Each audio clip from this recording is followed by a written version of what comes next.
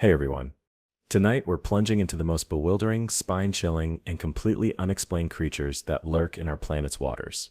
From ancient beasts that defy scientific explanation to organisms that seem to break the very laws of nature themselves. From creatures with abilities that seem more science fiction than reality to living fossils that have remained unchanged for hundreds of millions of years.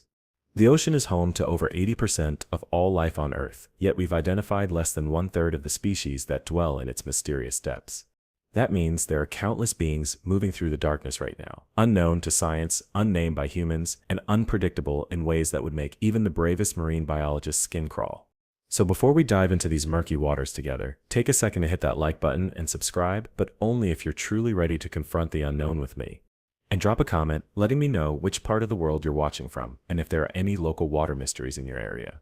It's always intriguing to see who has the courage to explore these watery enigmas with us. Now settle in, perhaps with a hot drink to ward off the chill you're about to feel, and let's begin our descent into the world of the most unsolved underwater creatures and organisms. When you think about mysterious creatures, your mind might jump to Bigfoot roaming forests, or the Loch Ness Monster peeking above Scottish waters. But tonight, we're venturing far beyond those familiar legends.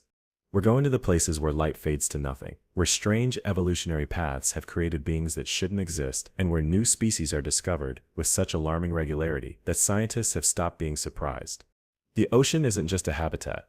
It's a vast, unexplored universe with its own rules, its own dangers, and its own impossible creatures that have adapted to survive in conditions so extreme they seem supernatural. Imagine yourself drifting in a submersible, the vessel's lights creating a small bubble of visibility in the endless blue-black void. Outside your viewport, shapes move just at the edge of perception, some familiar, but others so alien you question if your eyes are playing tricks on you. But they're not tricks, they're not hallucinations, they're real organisms that have evolved in isolation, developing features and abilities that challenge our understanding of what life can be. And the most unsettling part? For every creature we've documented, there are estimated to be at least 5 more we haven't even seen yet. The ocean doesn't reveal its secrets easily. It guards them beneath crushing pressures, frigid temperatures, and in places so remote that our technology struggles to reach them. Down in the hadal zones, those trenches and canyons that plunge below 20,000 feet, conditions exist that simulate what we might find on distant moons like Europa or Enceladus. And yet even there, life finds a way, bizarre, otherworldly life that pulses, glows, hunts, and hides. Some of these creatures look so unlike anything we've seen before that marine biologists have to create entirely new classifications just to categorize them. Others seem to possess abilities that border on the supernatural, generating light from within their bodies, surviving without oxygen, communicating through electrical fields, or even manipulating their own DNA. The boundaries between science fact and science fiction blur in the deep sea, and with each expedition, those boundaries shift even further. What keeps marine biologists whispering late into the night isn't just what they found, it's what they almost found. The fleeting glimpses captured on remote cameras before equipment fails under pressure. The massive sonar readings that don't match any known species. The DNA samples collected from environmental water that match nothing in our genetic databases. The ocean is full of ghosts, not supernatural ones, but biological phantoms that flit just beyond our ability to document them. Tonight, we're going to chase those phantoms.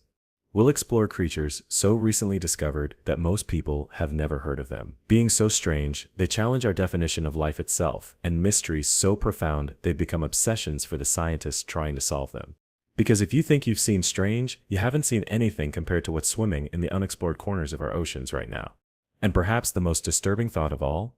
Some of these creatures have likely been watching us all along, observing our ships, our submarines, and our intrusions into their domain with senses and intelligence we're only beginning to comprehend. Let's begin our journey with a creature so elusive, it was considered a sailor's myth for centuries until science finally caught up with legend. The giant squid Architeuthis ducks remained nothing but tall tales and washed-up carcasses until 2004, when the first images of a living specimen were captured off Japan's Ogasawara waters. And it wasn't until 2012 that we finally recorded video of this legendary leviathan in its natural habitat. Think about that for a moment. In an age of space exploration and quantum computing, we didn't have footage of a living giant squid until just over a decade ago. These colossal cephalopods can reach lengths of up to 43 feet and possess eyes the size of dinner plates, the largest in the animal kingdom. Their tentacles are lined with powerful suckers, edged with serrated chitin rings that can leave circular scars on the bodies of sperm whales, the only natural predator brave enough or powerful enough to hunt them. Yet despite their enormous size and the fact that they're one of the largest invertebrates on the planet, we still know precious little about their life cycle, behavior, or population. They remain one of the ocean's most enduring mysteries, living symbols of how little we truly understand about what dwells in the deep. But the giant squid, impressive as it is, might not even be the most formidable squid in the ocean. That title potentially belongs to the colossal squid, Mesonychoteuthis hamiltoni, a creature so rarely encountered that we've only examined a handful of specimens. While potentially shorter in overall length than its giant cousin, the colossal squid has a much greater mass and comes equipped with swiveling hooks on its tentacles instead of simple suckers. Imagine hooks that can rotate 360 degrees for maximum grip, attached to arms powered by muscles honed in the crushing depths of the Antarctic waters. The first complete colossal squid was caught in 2007, and even then, it was believed to be a juvenile. We still haven't seen a full-grown adult, leaving scientists to speculate about their true maximum size based on fragments and partial specimens. Some estimates suggest they could reach weights of up to 1,650 pounds, making them the largest invertebrate on the planet by mass. Yet despite this impressive size, they've managed to remain virtually unseen, hunting in the dark waters of the Antarctic where human presence is minimal. They're the perfect example of how even the largest creatures can remain undocumented when they inhabit the most remote regions of our oceans. Moving from the known but rarely seen to the completely unknown, we enter the realm of cryptids, creatures reported by witnesses but unconfirmed by science. The oceans are full of such reports, from serpentine beings spotted by sailors to unusual creatures briefly caught on submersible cameras before disappearing back into the gloom. While many of these sightings can be attributed to known animals viewed under unusual circumstances or optical illusions caused by ocean conditions, some reports are detailed enough, consistent enough over time, and come from credible enough sources that they merit further investigation. Take, for example, the reports of enormous unidentified marine animals in the deep trenches of the Pacific Ocean. During World War II, the U.S. Helm reported an encounter with what the crew described as a sea monster near the Solomon Islands, estimating its length at around 150 feet, far larger than any known marine animal. Similar reports have come from submarine crews, oceanographic vessels, and oil rig workers throughout the decades. While skepticism is always warranted with such claims, the vast, unexplored regions of our oceans make it impossible to definitively rule out the existence of large, unknown marine species. Perhaps the most famous of these oceanic cryptids is the megalodon, Otodus megalodon, a prehistoric shark that was very real once upon a time, with fossil evidence suggesting it reached lengths of up to 60 feet. The scientific consensus is clear that this massive predator went extinct approximately 3.6 million years ago, yet persistent claims of sightings continue to emerge from around the world. Could isolated populations have somehow survived in the deepest parts of our oceans, away from human observation? Most scientists say no, pointing to the lack of recent megalodon teeth, which should be continually shed throughout their lives as they are in other shark species. Yet the ocean's vastness and our limited exploration of its depths keep this particular door of possibility ever so slightly ajar in the public imagination. Beyond these giants, the deep sea holds mysteries of a different sort, creatures that challenge our understanding of biology itself. Take the bizarre case of the barrel-eye fish, Macropina microstoma, a species with a transparent head filled with fluid through which its tubular eyes can rotate. First described in 1939, it wasn't until 2004 that we discovered its most alien feature, that transparent dome protecting eyes that can look directly upward through its own skull. For over 60 years, we had been studying preserved specimens without realizing that their most remarkable feature had been damaged during collection. This raises a disturbing question. How many other species have we misunderstood because we've never observed them alive in their natural habitat? How many creatures have we classified based on dead specimens, missing key biological features that don't preserve well, or behaviors that can only be observed in the living? The barrel-eye is a humbling reminder of how easily we can get things wrong, even with creatures we thought we knew. Even more perplexing are organisms like the xenophyophores, single-celled organisms that can grow to over 4 inches across. These giant amoeba-like creatures build intricate shells for themselves out of whatever they find on the seafloor, sponge spicules, mineral particles, and even tiny shells of other organisms. They're essentially living biological puzzles, collecting pieces of their environment to construct protective homes while existing as a single cell. Found primarily in the deepest ocean trenches, some species weren't discovered until the 21st century, and new species are still being found at a remarkable rate. Or consider the immortal jellyfish, Turritopsis dohrnii, which possesses what may be biological immortality. When faced with starvation, physical damage, or even old age, this remarkable creature can revert back to its juvenile polyp stage through a process called transdifferentiation, essentially hitting the reset button on its life cycle. Theoretically, this cycle can repeat indefinitely, making it one of the only known animals that may never die of natural causes. Discovered in the Mediterranean in the 1880s, its unique ability wasn't recognized until the 1990s. How many other seemingly immortal creatures might be floating in our oceans, their extraordinary abilities still unknown to science? The deeper we go, the stranger life becomes. In the hydrothermal vent communities first discovered in 1977, we found entire ecosystems that don't rely on sunlight at all, completely overturning our understanding of what environments can support life. Here in the toxic plumes of superheated water rich in hydrogen sulfide, creatures like the Pompeii worm can withstand temperatures that would cook most other animals. These worms, Alvanella pompejana, can survive in water as hot as 176 degrees Fahrenheit by forming symbiotic relationships with heat-resistant bacteria that grow on their backs.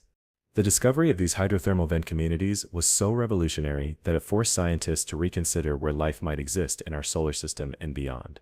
If life can thrive in such extreme conditions on Earth, untouched by sunlight, and feeding on chemicals that would be toxic to most organisms, then similar environments on distant moons like Europa or Enceladus might harbor alien life forms. The creatures of the deep sea aren't just mysterious in their own right, they're expanding our conception of what life itself can be. But perhaps the most unsettling mysteries aren't the creatures we've glimpsed and failed to understand, they're the ones that remain completely hidden from us. In 2015, researchers conducting environmental DNA sampling in the Mariana Trench found genetic material that matched nothing in our DNA databases. These dark taxa, as scientists call them, represent organisms that we know must exist because we've found their DNA, but which we've never actually seen or formally described. They are the true ghosts of the deep present, but invisible, detected only through the molecular traces they leave behind. Think about what that means for a moment.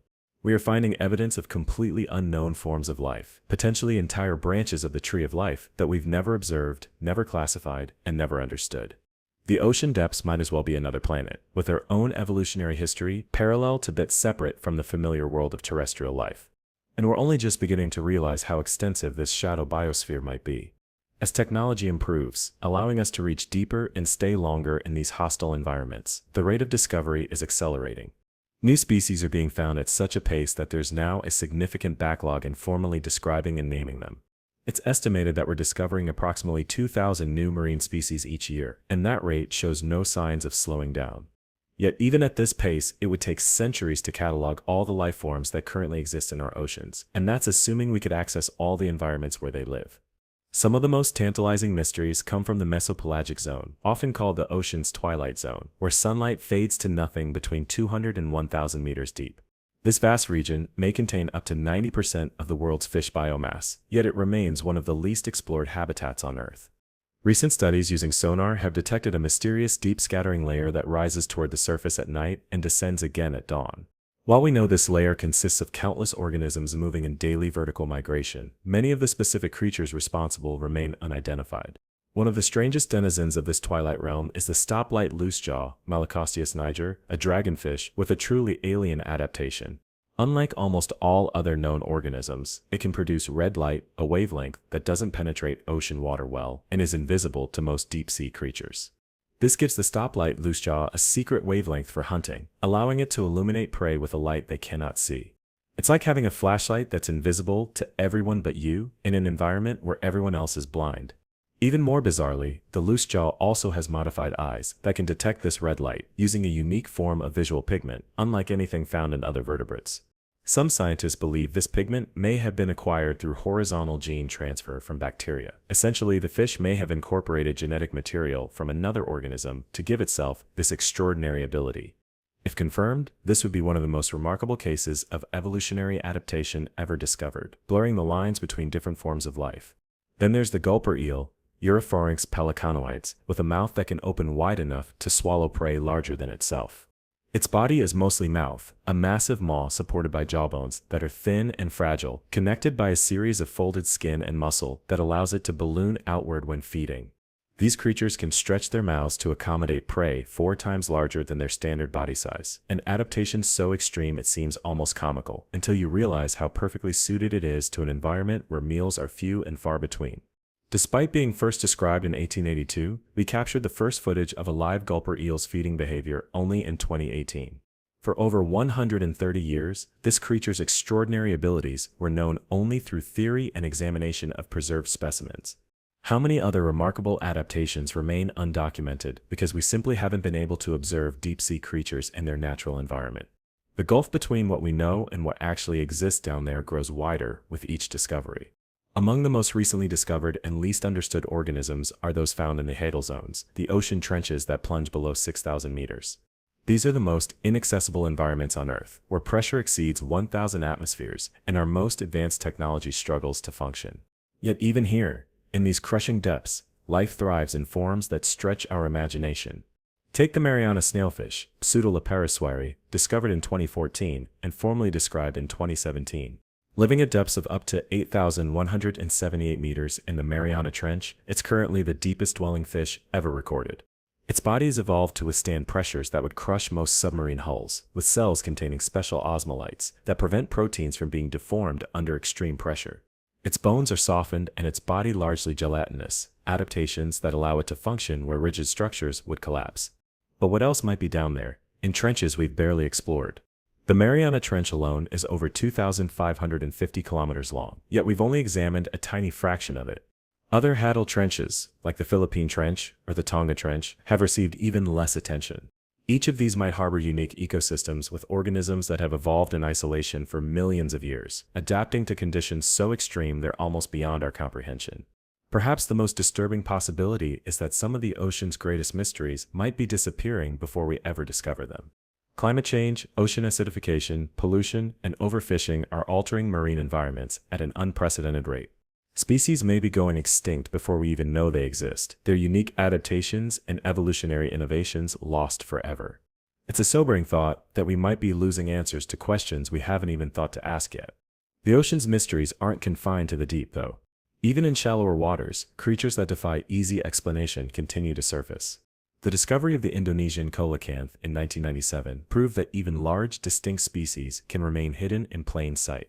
This was a different species than the African coelacanth famously discovered in 1938, proving that parallel populations of these living fossils had evolved independently and remained undiscovered despite their size and distinctive appearance. Or consider the case of the megamouth shark, Megachasma pelagios, a species so elusive that it wasn't discovered until 1976 when one became entangled in a U.S. Navy ship's sea anchor off Hawaii. Growing up to 17 feet long, it seems impossible that such a large shark could have evaded scientific detection for so long. Yet it managed to remain unknown to science until less than 50 years ago, and even now, fewer than 100 specimens have ever been observed. How could something so large remain so hidden? The answer lies in its deep water habitat and its possible rarity, but it also serves as a humbling reminder of how much we still don't know about what swims in our oceans. Even more recently, in 2019, scientists from the Ocean Exploration Trust were mapping an underwater volcano near Australia when they spotted something truly bizarre, a 26-foot-long transparent tube seeming to pulse with life. This turned out to be a siphonophore, potentially the longest ever recorded. But what's truly mind-bending about siphonophores is that they're not single animals, they're colonies of specialized zooids that function together as one organism, each performing different tasks like movement, feeding, or reproduction. They're essentially floating cities of specialized individuals, working in perfect harmony despite having no central brain or control system. This particular siphonophore was estimated to be around 150 feet long in total, longer than a blue whale. Yet its existence was completely unknown until chance brought human eyes to that particular spot in the vastness of the ocean. How many other extraordinary beings might be drifting through the deep right now, unseen and undocumented? The ocean is so vast and our exploration so limited that we've likely detected only a small fraction of what's actually out there. Some of the ocean's most perplexing mysteries involve behavior rather than the creatures themselves. Take the case of the underwater crop circles, discovered off the coast of Japan in 2014. These intricate geometric patterns, spanning up to 7 feet in diameter, puzzled scientists until they finally caught the artist in the act, a small pufferfish, just a few inches long. Male pufferfish create these elaborate designs by using their fins to carve precise patterns in the sand, working 24 hours a day for a week or more. The purpose? To attract a mate, with the females laying eggs in the center of the circle, if they approve of the male's artistic talents. For years before this discovery, local divers had been spotting these strange formations without understanding their origin or purpose. It makes you wonder how many other mysterious patterns or structures on the seafloor might be the work of intelligent marine life, rather than random natural processes. We're only beginning to appreciate the cognitive abilities and complex behaviors of ocean creatures, many of which may be far more sophisticated than we've given them credit for. Perhaps one of the most unsettling mysteries involves the octopus, a creature whose intelligence is well documented but whose evolutionary path presents a genuine scientific puzzle. Their complex nervous systems, problem-solving abilities, and sophisticated behavior seem to have appeared relatively suddenly in evolutionary terms, with limited precursors in their family tree. This led to the controversial 2018 paper suggesting that octopus eggs might have arrived on Earth via meteorites, essentially proposing that they could be a form of extraterrestrial life. While most scientists reject this particular hypothesis, it highlights just how unusual and unexplained certain aspects of octopus evolution remain. Their DNA contains an unusual number of jumping genes that can rearrange themselves and seems to undergo extensive editing after transcription, a process far more common in octopuses than in most other animals.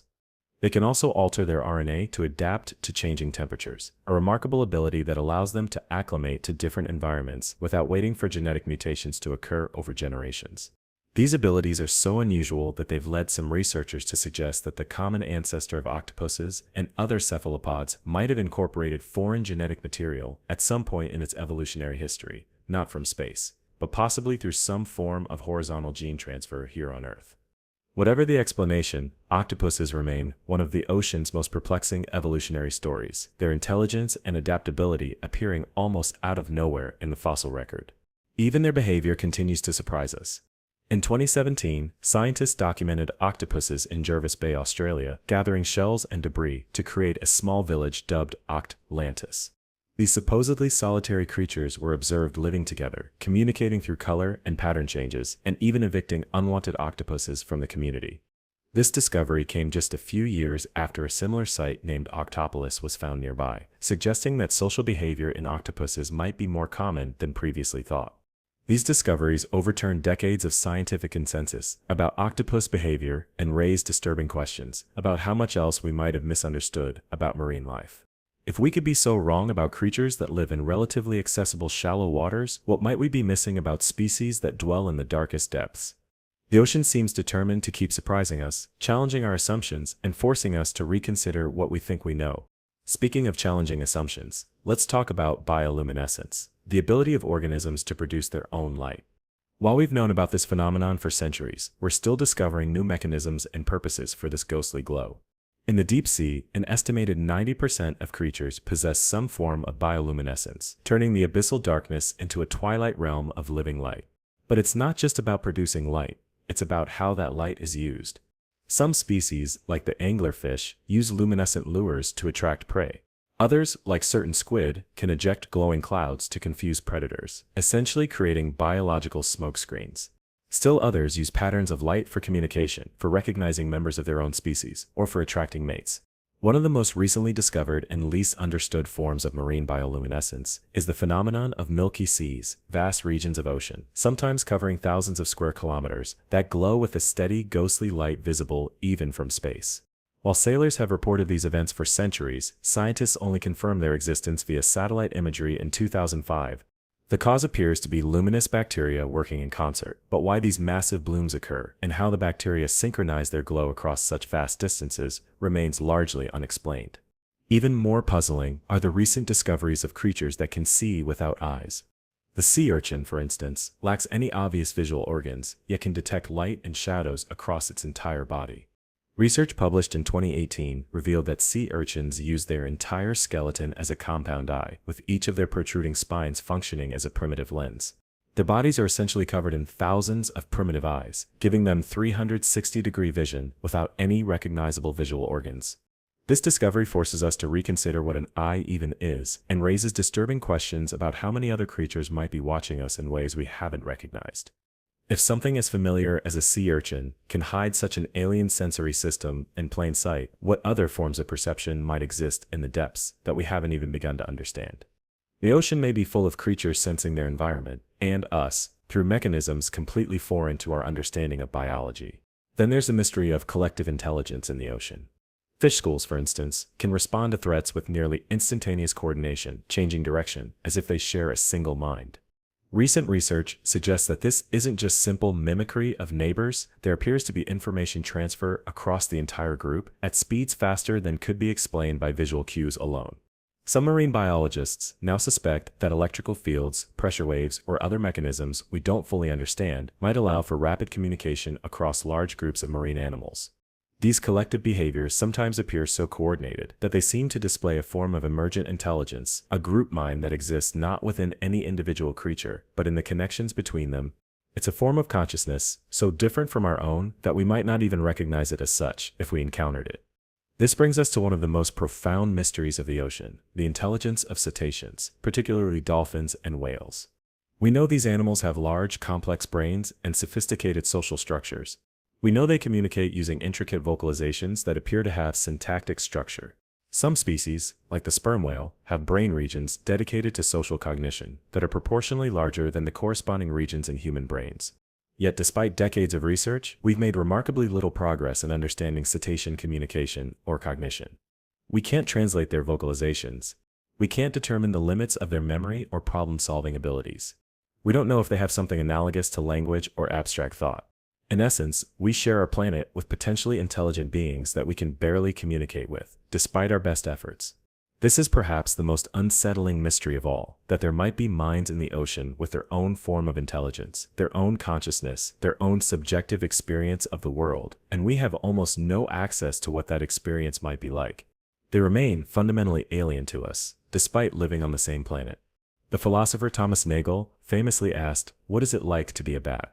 We might similarly ask, what is it like to be a sperm whale, diving thousands of meters into darkness with a brain larger than ours, communicating through sound waves that can travel for miles through the ocean?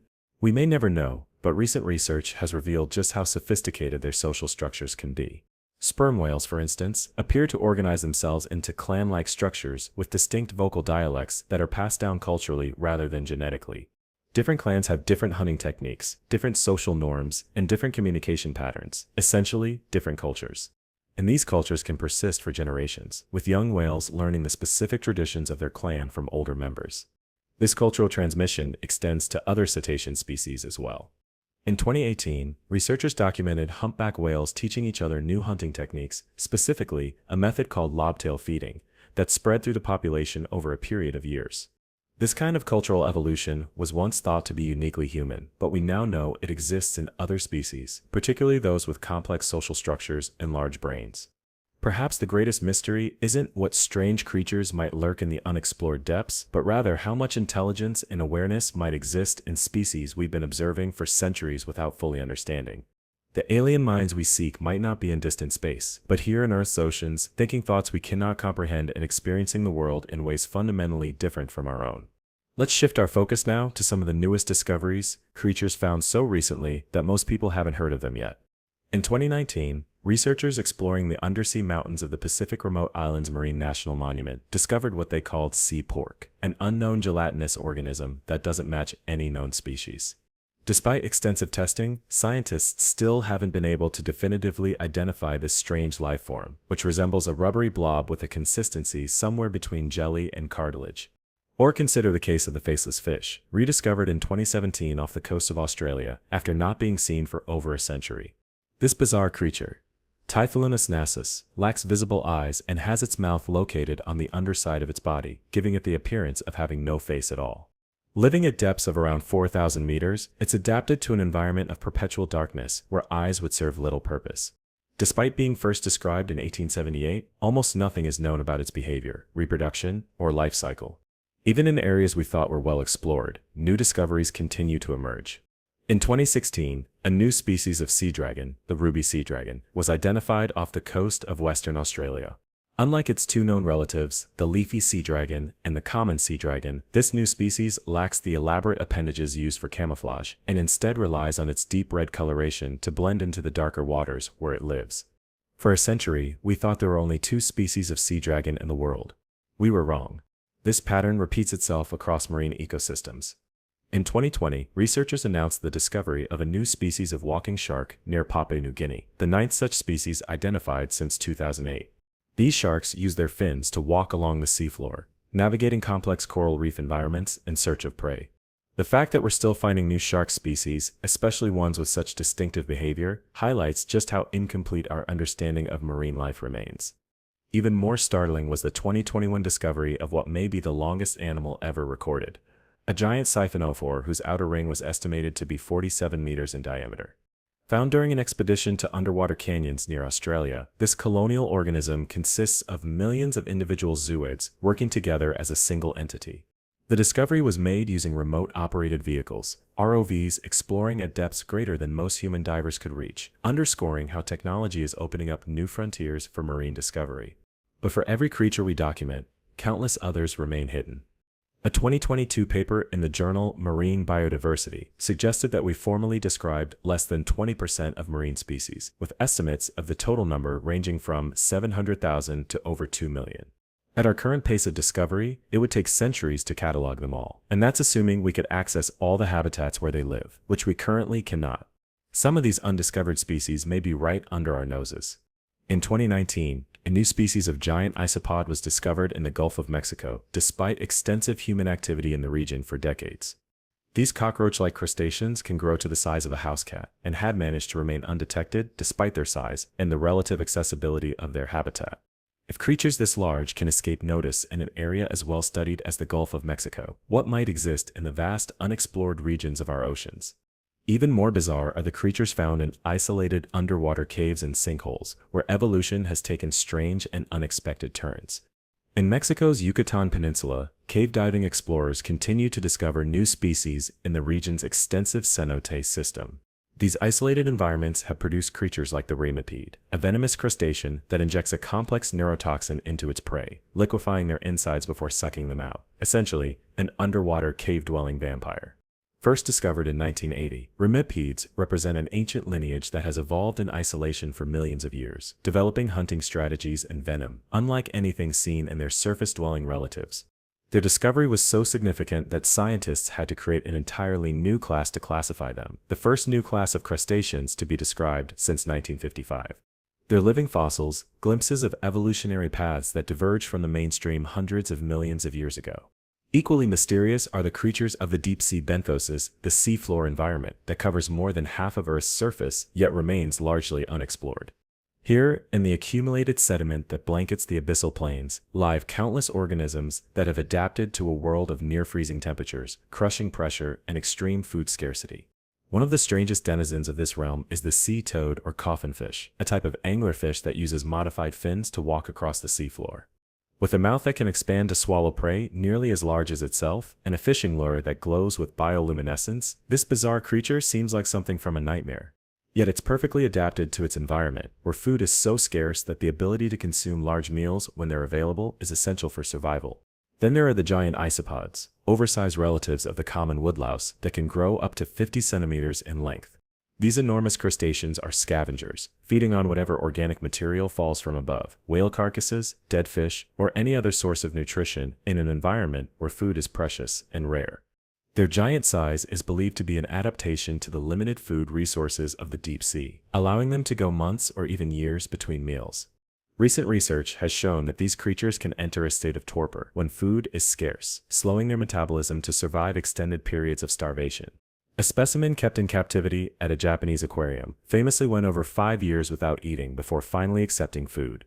Such extraordinary adaptations highlight the extreme conditions of the deep sea and the remarkable strategies organisms have evolved to survive there. But perhaps the most alien-looking creatures in our oceans are the glass squids, particularly species like Galatus glacialis. These transparent cephalopods have bodies that are almost completely see-through, with only their eyes and some internal organs visible. Their transparency is so perfect that light passes through them with minimal distortion, making them nearly invisible in the midwater environment where they live. What makes these creatures particularly fascinating is how they handle the problem of their eyes, the one part of their body that can't be made transparent due to the fundamental physics of how vision works. Instead, they've evolved a remarkable solution. Their eyes are mounted on stalks that can be tucked into their transparent bodies when not in use, minimizing their visibility to predators. When they need to look for food or detect danger, the eyes extend outward on these stalks, providing vision while minimizing exposure. Even more bizarre is how some species handle the problem of their digestive tract, which can't be made transparent when it contains food. The solution? They've evolved digestive systems that are concentrated into a small, compact mass that can be hidden behind special light-blocking tissues when necessary. It's as if their entire evolutionary history has been dedicated to solving a single problem: how to be as invisible as possible in an environment where there's nowhere to hide. The adaptations don't stop there. Many deep-sea creatures have evolved red coloration for their internal organs, a color that appears black in the deep ocean because red light doesn't penetrate that far.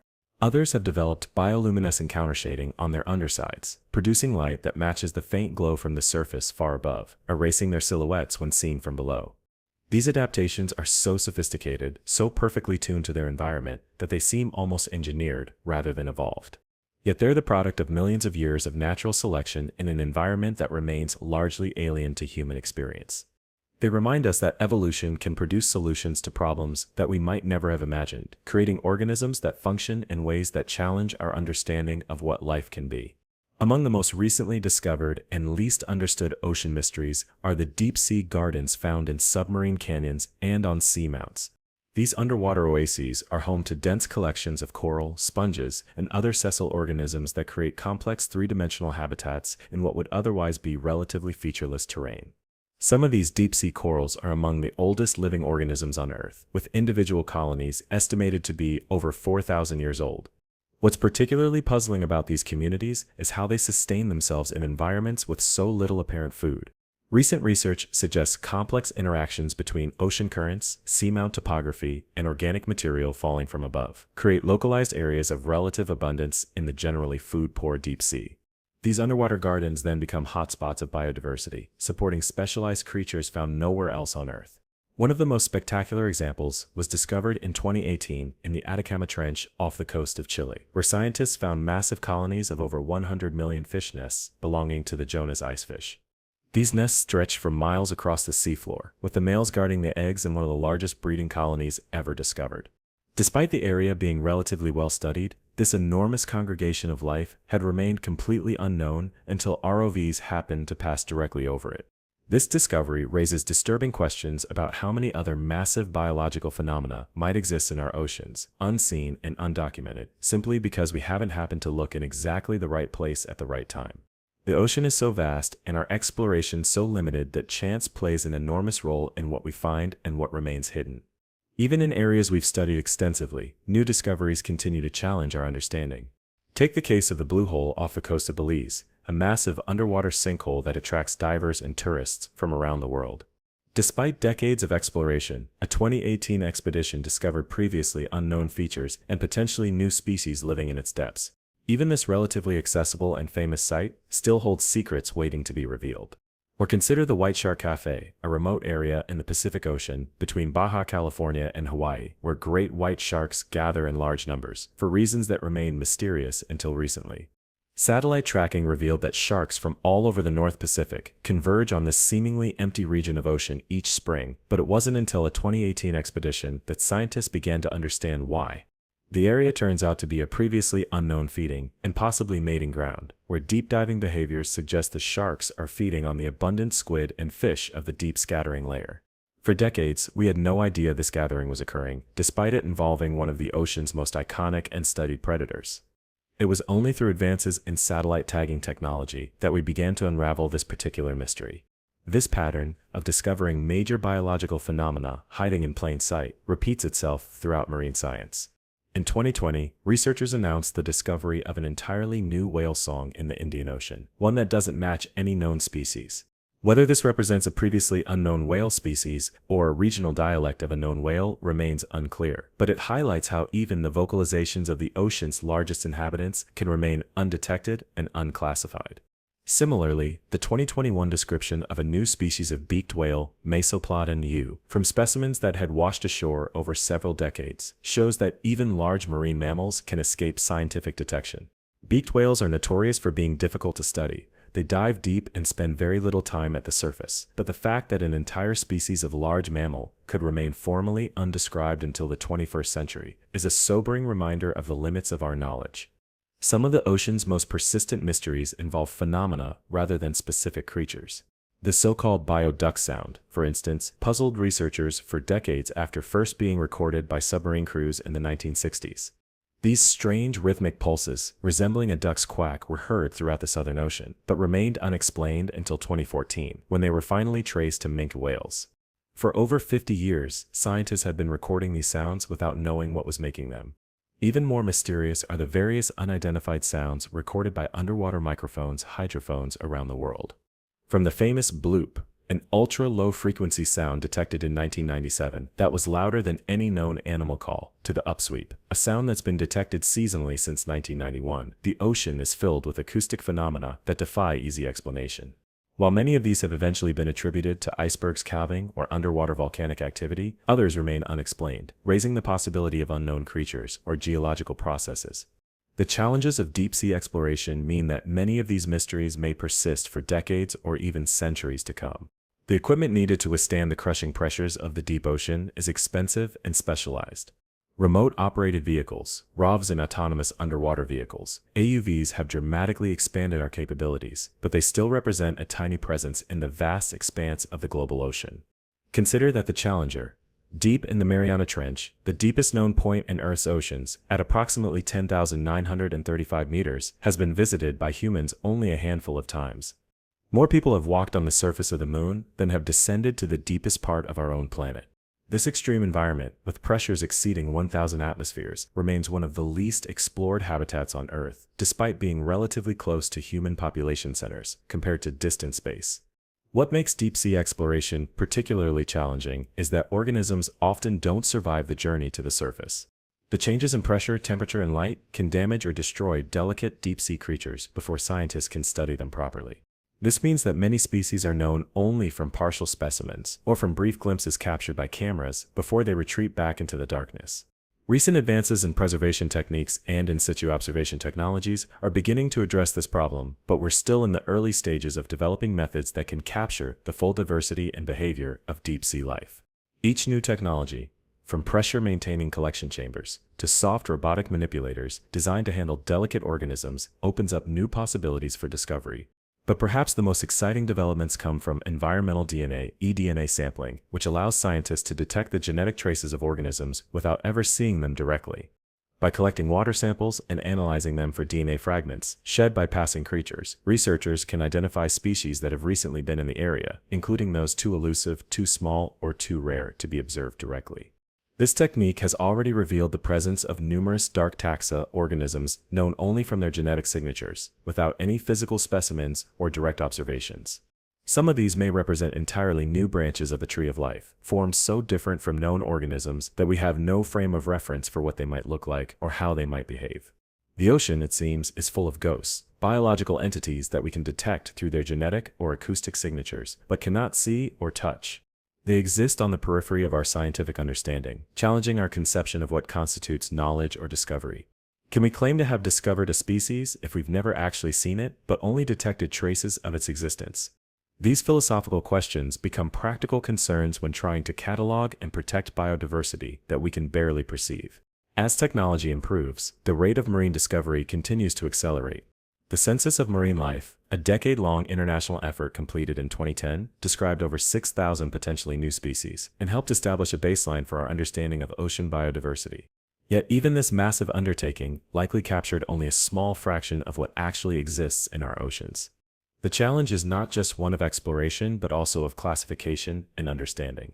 The traditional process of taxonomic description is time-consuming and requires specialized expertise. There's currently a significant backlog of specimens awaiting formal scientific description, a process that can take years or even decades for each new species. Some organisms collected during deep-sea expeditions in the 1960s and 1970s are only now being formally classified and named. This taxonomic impediment, the gap between discovery and formal scientific description, means that our official catalogs of marine life lag significantly behind what we've actually found. It's estimated that for every marine species formally described in scientific literature, there may be several more sitting in sample jars in research institutions around the world, awaiting their scientific baptism. The backlog is so severe that some researchers have proposed radical new approaches to taxonomy, including the use of artificial intelligence to help identify and classify new species. Others advocate for an increased emphasis on molecular taxonomy, using genetic sequences rather than physical characteristics as the primary basis for classification. These approaches have their own challenges and controversies, but they reflect the urgency of documenting marine biodiversity before it's lost to habitat destruction, climate change, or other human impacts. Because that's perhaps the most disturbing aspect of our marine ignorance. We may be losing species before we even know they exist. Deep-sea mining operations, bottom trawling, plastic pollution, ocean acidification, and warming waters are altering marine ecosystems at an unprecedented rate. Creatures that have evolved over millions of years to thrive in stable environments are now facing rapid changes that may exceed their capacity to adapt. The hydrothermal vent communities discovered in the 1970s are already under threat from deep-sea mining operations, targeting the mineral-rich deposits that form around these vents. Sediments that host complex ecosystems of corals, sponges, and associated species are being damaged by bottom trawling fishing practices. Even the most remote areas of the ocean now contain microplastics and persistent organic pollutants, the consequences of which for deep-sea organisms are largely unknown. This creates a race against time to discover, document, and understand marine biodiversity before it disappears. Each species represents not just a unique evolutionary history, but also potential insights into biology, chemistry, and adaptation that could have practical applications for human society. The next cancer treatment, the next industrial enzyme, or the next bio-inspired material might lie within the genome of a deep-sea creature that we haven't yet discovered. Consider the case of green fluorescent protein, GFP, first isolated from the jellyfish Echoria victoria in the early 1960s. This protein, which causes the jellyfish to glow under certain light conditions, has become one of the most important tools in modern molecular biology, used to track protein expression and cell development in countless research applications. The discovery led to a Nobel Prize and revolutionized our ability to visualize biological processes. Or take the case of extremozymes, enzymes from extremophile organisms that function under conditions that would denature ordinary proteins. These biological catalysts, many discovered in deep-sea hydrothermal vent communities, have found applications in everything from laundry detergents to DNA amplification techniques used in research and forensics. The unique adaptations of deep-sea organisms represent a vast and largely untapped resource for biotechnology and biomedicine. Beyond their potential practical applications, deep-sea creatures offer windows into evolutionary processes and adaptations that expand our understanding of what life can be. The existence of organisms that can thrive without sunlight, that can withstand crushing pressures, or that can survive in highly acidic or alkaline environments, forces us to reconsider the parameters of what constitutes a habitable environment. This has profound implications, not just for our understanding of life on Earth, but also for the search for life elsewhere in our solar system and beyond. The discovery of hydrothermal vent communities revolutionized astrobiology by demonstrating that life could exist without sunlight deriving energy from chemical reactions rather than photosynthesis. This opened up the possibility that similar ecosystems might exist on icy moons like Europa or Enceladus, where liquid water oceans are believed to exist beneath frozen surfaces, warmed by tidal flexing, and potentially hosting hydrothermal systems similar to those on Earth. If life can adapt to the crushing pressures of the Challenger Deep or the scalding temperatures of black smoker vents, then the range of potentially habitable environments throughout the universe expands dramatically. The bizarre adaptations of deep-sea creatures remind us that life is remarkably resilient and creative, finding ways to thrive in conditions that seem, from our limited terrestrial perspective, completely inhospitable. This brings us back to perhaps the most profound mystery of all, why the ocean remains so unexplored despite its importance and proximity. We have mapped the surface of Mars in greater detail than we have mapped our own seafloor. We have better maps of the Moon than of the underwater topography of Earth. Less than 20% of the ocean floor has been mapped at a resolution higher than 1 kilometer, meaning that features smaller than 10 football fields placed side by side would not be detected in over 80% of our ocean. This knowledge gap isn't just an academic curiosity. It has practical implications for everything from climate science to earthquake prediction to fisheries management. The ocean plays a crucial role in regulating our climate, absorbing heat and carbon dioxide from the atmosphere. It provides food for billions of people and contains mineral resources that may be crucial for future technologies. Yet we continue to treat it as an afterthought in our exploration priorities, focusing more on distant space than on the alien world that covers most of our own planet. Part of this neglect stems from the technical challenges of ocean exploration. Water blocks radio waves, making communication difficult. Pressure increases by 1 atmosphere for every 10 meters of depth, creating crushing forces in the deep ocean that few materials can withstand. Saltwater is corrosive to many electronics and materials. These physical realities make deep-sea exploration expensive and technically challenging compared to many other scientific endeavors. But another factor may be psychological. The ocean's opacity creates a barrier not just to light but to human imagination.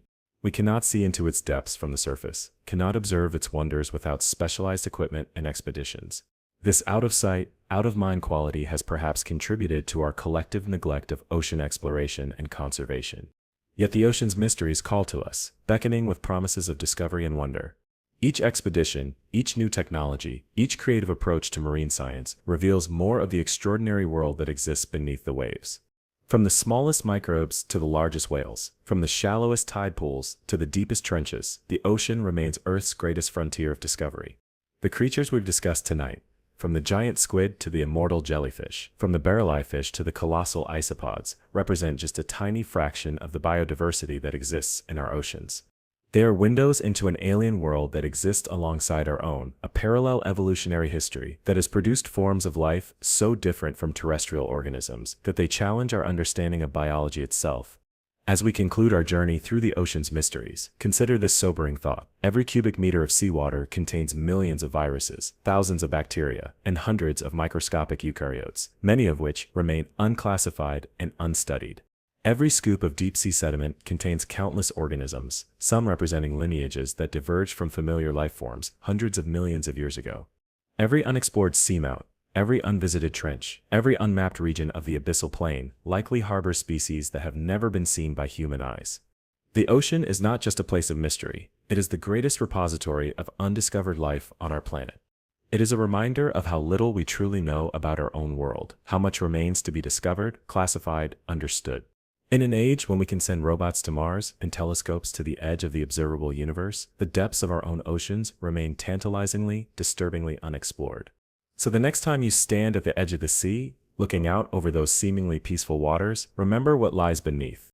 Remember the bizarre creatures moving through the darkness, the ancient ecosystems thriving under crushing pressures, the unknown species waiting to be discovered. Remember that you're looking at the surface of an alien world, one that has been evolving in parallel with terrestrial life for billions of years, producing forms of existence so strange and wonderful that they stretch our imagination and challenge our understanding of what life can be. The ocean's mysteries aren't just scientific puzzles to be solved. They're reminders of how vast and varied our world truly is, how much wonder still awaits discovery. They're humbling evidence of how limited our knowledge remains despite our technological advances and scientific progress. And they're urgent calls to protect and preserve the unexplored corners of our planet, to ensure that these mysteries have the chance to be unraveled by future generations of explorers and scientists. Because in the end, the most unsettling thought isn't what strange creatures might lurk in the unexplored depths, it's how many of them might disappear before we ever have the chance to discover them. The ocean's greatest mystery may be what we're losing without even knowing it, the undocumented extinction of species that have never entered our scientific catalogs or captured our imagination. As our journey into the ocean's mysteries comes to a close, I hope you'll carry with you a sense of wonder about the extraordinary world that exists beneath the waves. I hope you'll look at the ocean with new eyes, aware of the alien realm that lies just beyond our everyday perception, the parallel evolutionary universe that covers most of our planet's surface.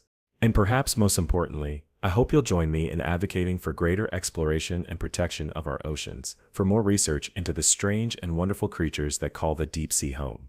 Because the ocean's mysteries aren't just fascinating stories, they're opportunities for discovery, for expanding our understanding of life itself, for glimpsing the extraordinary diversity and resilience of evolution. The deep sea remains Earth's last great frontier, a place where new discoveries await with every expedition, where the line between known and unknown, between familiar and alien, blurs into the darkness of the abyss. And in that darkness, countless eyes are watching, countless beings are moving, countless stories are unfolding, awaiting only the light of human curiosity to be revealed. Thank you for diving into these depths with me tonight. Sweet dreams, if you can have them, knowing what we now know about what's moving through the darkness beneath the waves. And remember, the next time you dip your toes in the ocean, you're touching the surface of a world more alien, more mysterious, and more wonderful than anything we've discovered in outer space. A world filled with creatures straight out of science fiction, with adaptations that defy our expectations, with forms of life so strange they might as well have evolved on another planet entirely. The ocean is calling, with its siren song of unexplored depths and undiscovered wonders. Will you answer? Will you join the ranks of those who seek to understand the greatest mysteries of our own planet? Or will you remain safely on shore, content to let the secrets of the deep remain hidden in darkness? The choice, like the ocean itself, is deep with possibility. Until next time, keep wondering, keep questioning, and keep looking beneath the surface of our world.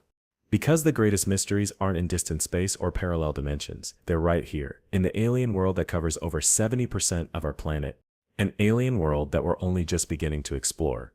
Good night, and may your dreams be filled with the wonders of the deep. Just don't be surprised if those wonders occasionally turn to nightmares. After all, in the ocean's greatest depths, the line between wonder and terror is as fluid as the sea itself. And the creatures that dwell there care nothing for our human distinctions between beauty and horror, between the marvelous and the monstrous. They simply are, ancient, alien, and utterly fascinating in their strangeness. Sweet dreams, fellow explorers of the abyss. Sweet dreams. Continue with remaining content to reach 31,000 words. Each day, oceanographers around the world are making new discoveries about the creatures that inhabit our seas. From the shallowest coral reefs to the deepest ocean trenches, life continues to surprise us with its resilience, its diversity, and its sheer alienness. The ocean is not just a place of mystery, it is the greatest living laboratory on Earth, a vast evolutionary experiment that has been running for billions of years. Consider the bizarre case of Ozadax worms, colloquially known as zombie worms, or bone-eating worms.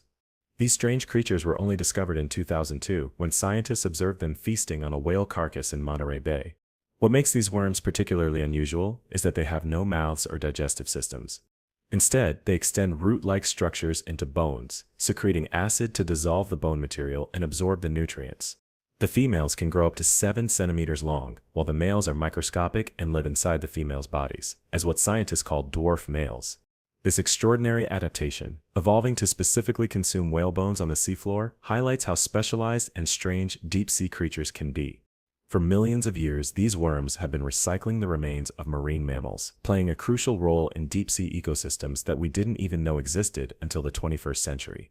How many other specialized decomposers, predators, or symbiotic relationships remain undiscovered in the vastness of the ocean? Or take the case of Promisotooth Silgus, a small deep-sea squid known from only a single specimen collected in the South Atlantic in 1969. What makes this creature particularly disturbing is that its beak and surrounding structures give it the uncanny appearance of having human teeth, a grinning mouth, and an otherwise alien body. For over 50 years, this single specimen has been our only glimpse of this species. We know nothing about its behavior, its life cycle, or its ecology, just this one frozen moment of preserved anatomy with its unsettling human-like smile. These singular specimens represent another aspect of our marine ignorance, the known unknown species that we've encountered once but never observed in their natural habitat. They exist in scientific collections as tantalizing glimpses of beings we've barely begun to understand, fragments of a biological story we cannot yet read in full. Like archaeologists trying to reconstruct an ancient civilization from a single artifact, marine biologists must extrapolate from limited evidence, making educated guesses about the lives of creatures they've never seen alive. And then there are the creatures that seem to blur the boundaries of what we consider individual organisms. Consider the Portuguese man-o'-war, Physalia physalis, which appears to be a single jellyfish-like creature, but is actually a colonial organism composed of specialized zooids that cannot survive independently.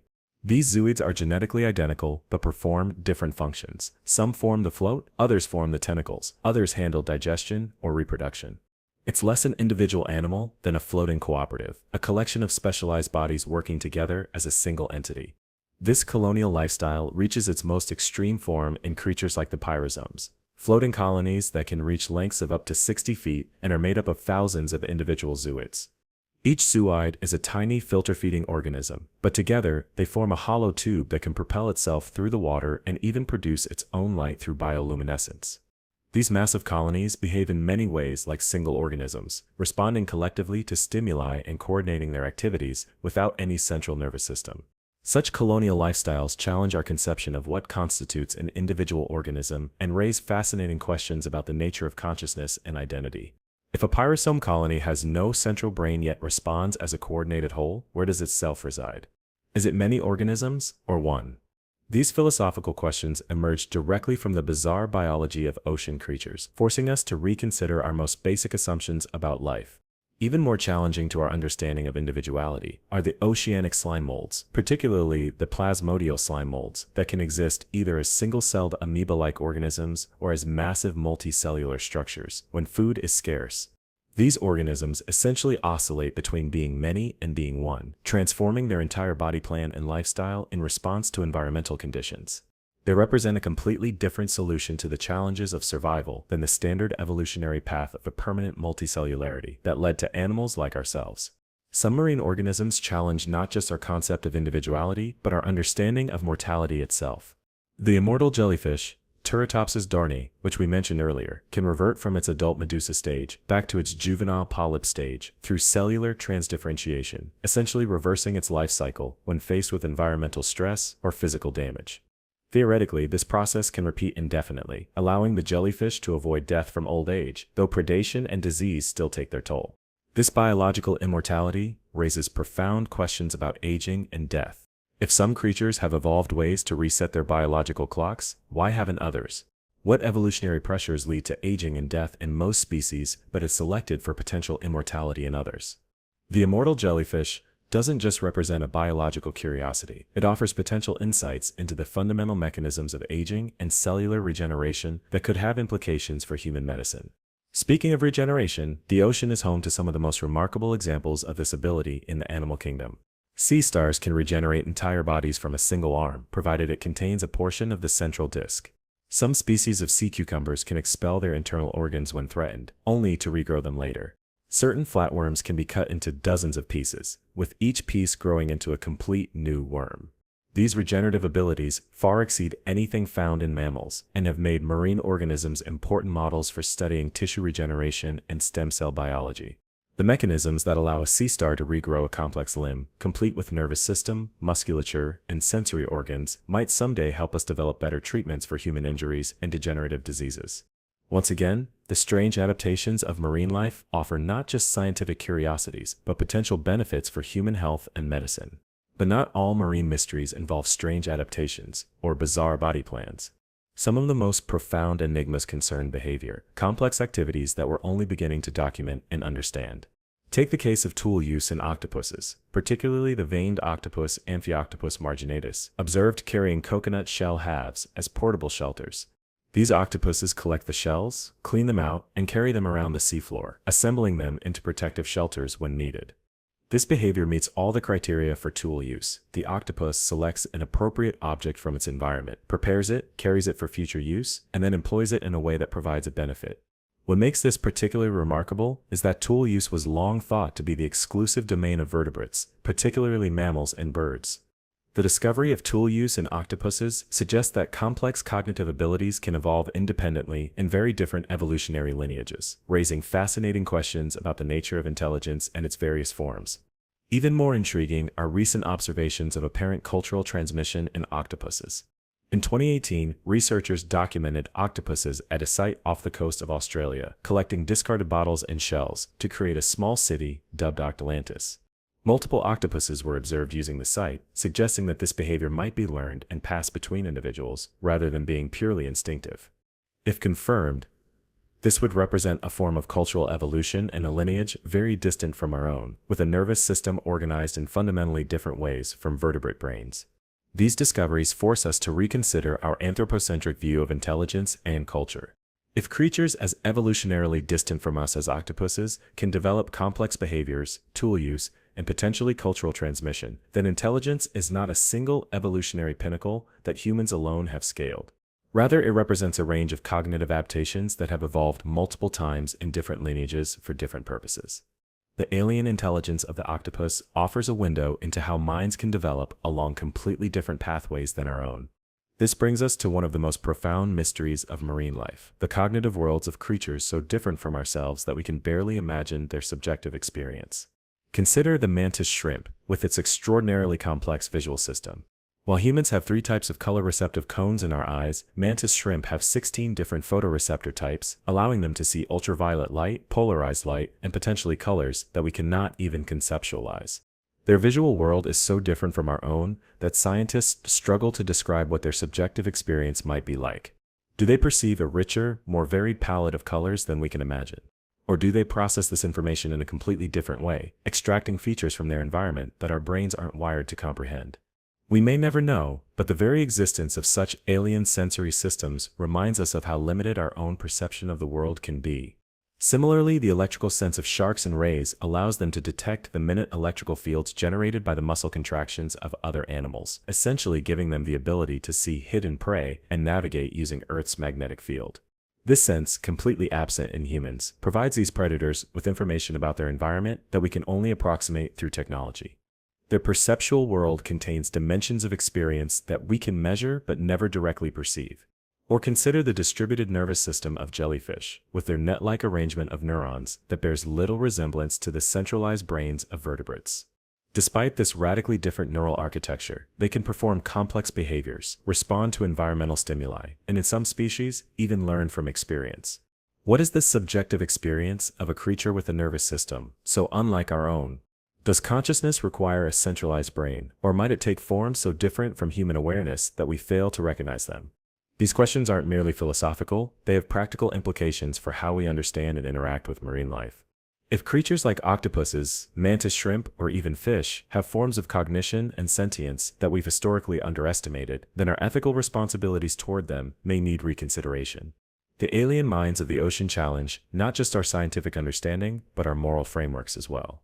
Beyond individual organisms, the ocean contains mysteries at the ecosystem level, complex webs of interaction that we're only beginning to map and understand. Consider the phenomenon of whale falls, where the carcasses of dead whales sink to the seafloor and create temporary oases of abundance in the nutrient-poor deep sea. These massive influxes of organic material support specialized communities of organisms that progress through distinct ecological stages over periods of decades. The first scavengers to arrive are mobile opportunists like sleeper sharks and hagfish that consume the soft tissues. They're followed by crustaceans that clean the bones of remaining flesh. Then come the specialized organisms like osedax worms that extract nutrients from the bones themselves. Finally, the remaining skeleton becomes a hard substrate for deep-sea corals, sponges, and other sessile organisms, creating an island of habitat in the muddy seafloor that can persist for up to a century. What's particularly fascinating about these whale fall communities is that many of the species found there appear to exist nowhere else. They're specialists that have evolved specifically to exploit this temporary but rich resource, raising questions about how they locate new whale falls and survive between these rare events. Some researchers have suggested that these communities might provide glimpses of the evolutionary pathways that led to hydrothermal vent ecosystems, serving as stepping stones for the adaptation to chemosynthetic environments. Speaking of hydrothermal vents, these remarkable ecosystems continue to yield new surprises decades after their initial discovery. In 2020, researchers exploring the central Indian Ridge discovered a new type of hydrothermal vent field dominated by thousands of inactive sulfide chimneys dubbed Horn of Africa. Unlike the black smoker vents that have been the focus of most research, these inactive chimneys host a different community of organisms adapted to the unique chemical environment created when hydrothermal activity ceases. This discovery highlights how even within specialized deep-sea habitats, there exists a diversity of conditions and adaptations that we're only beginning to document. Each new vent field, each new seamount, each new trench explored reveals variations on these themes, with organisms adapted to the specific conditions of their local environment. The deep sea isn't a uniform wilderness, but a patchwork of specialized habitats, each with its own ecological story. Even in the water column itself, recent research has revealed structure and organization that was previously unappreciated. The discovery of the deep scattering layer, a dense aggregation of marine organisms that rises toward the surface at night and descends to deeper waters during the day, has transformed our understanding of oceanic food webs and carbon cycling. This daily vertical migration represents the largest animal movement on Earth in terms of biomass, yet it remained largely unknown to science until the development of sophisticated sonar technologies. What's particularly fascinating about the deep scattering layer is its role in carbon sequestration. Organisms feeding near the surface at night consume carbon-rich food, then transport that carbon to deeper waters when they descend during the day. When they respire, defecate, or die in these deeper waters, some of that carbon becomes effectively sequestered in the deep ocean, potentially for centuries. This biological carbon pump plays a crucial role in regulating atmospheric carbon dioxide levels and thus global climate, yet we've only recently begun to appreciate its importance. The ocean's role in climate regulation extends beyond the biological carbon pump to physical processes like the global thermohaline circulation, the system of ocean currents driven by differences in temperature and salinity that distributes heat around the planet. This oceanic conveyor belt helps moderate Earth's climate, warming some regions and cooling others, yet it remains vulnerable to disruption by climate change in ways that we're still working to understand. Recent research suggests that the Atlantic Meridional Overturning Circulation, AMOC, a major component of the system, may be approaching a tipping point due to the influx of fresh water from melting ice sheets. If this circulation pattern were to slow significantly or collapse entirely, the consequences for global climate would be profound and potentially rapid. Yet despite its importance, our understanding of this system remains incomplete, with significant uncertainties about its stability, recovery time, and precise mechanisms. These large-scale oceanic processes represent a different kind of mystery, not the enigma of unknown creatures, but the challenge of understanding complex systems that operate on spatial and temporal scales far beyond our everyday experience. The ocean functions not just as a habitat for strange and wonderful organisms, but as a fundamental component of Earth's life support system, regulating temperature, generating oxygen, and cycling nutrients in ways that make our planet habitable. Yet despite its crucial importance, the ocean remains vulnerable to human impacts, from plastic pollution and chemical contaminants to overfishing and habitat destruction. These threats aren't just theoretical concerns for marine biodiversity, they represent potential disruptions to the very systems that keep our planet functioning as a habitable world. The mysteries of the ocean aren't just scientific puzzles to be solved, they're vital knowledge gaps that we need to fill if we hope to protect and preserve this essential component of our biosphere. This brings us to perhaps the most profound ocean mystery of all, the question of our own relationship with this alien realm that covers most of our planet. Throughout human history, the ocean has been both provider and destroyer, source of sustenance and object of terror. It has shaped our cultures, our economies, our mythologies, and our technologies. Yet, despite this long association, we've maintained a curious detachment from the marine world, treating it alternately as an inexhaustible resource, an impassable barrier, or a convenient dumping ground. This detachment is reflected in our language, our conceptual frameworks, and our legal systems. We speak of seafloor deserts despite the fact that abyssal plains host complex and unique ecosystems. We divide the ocean into territorial waters and high seas beyond national jurisdiction, creating governance gaps that have led to tragedy of the common scenarios in many fisheries. We continue to think of marine resources as separate from terrestrial ones, failing to recognize the interconnections between land and sea that make such distinctions ultimately artificial. The challenge we face now is to transform our relationship with the ocean, to move from exploitation to stewardship, from ignorance to understanding, from separation to connection. This transformation requires not just scientific knowledge, but cultural, economic, and philosophical shifts in how we conceptualize our place in the marine world. It requires us to see the ocean not as an alien realm separate from human concerns, but as an integral part of our planetary home, as essential to our future as the land beneath our feet. Recent years have seen promising movements in this direction, with increasing recognition of the need for marine protected areas, sustainable fishing practices, and international cooperation on ocean governance. The United Nations Decade of Ocean Science for Sustainable Development 2021 to 2030 represents an unprecedented global effort to expand our understanding of the ocean and address the challenges it faces. New technologies, from environmental DNA sampling to autonomous underwater vehicles, are expanding our capacity to explore and monitor marine environments without causing damage.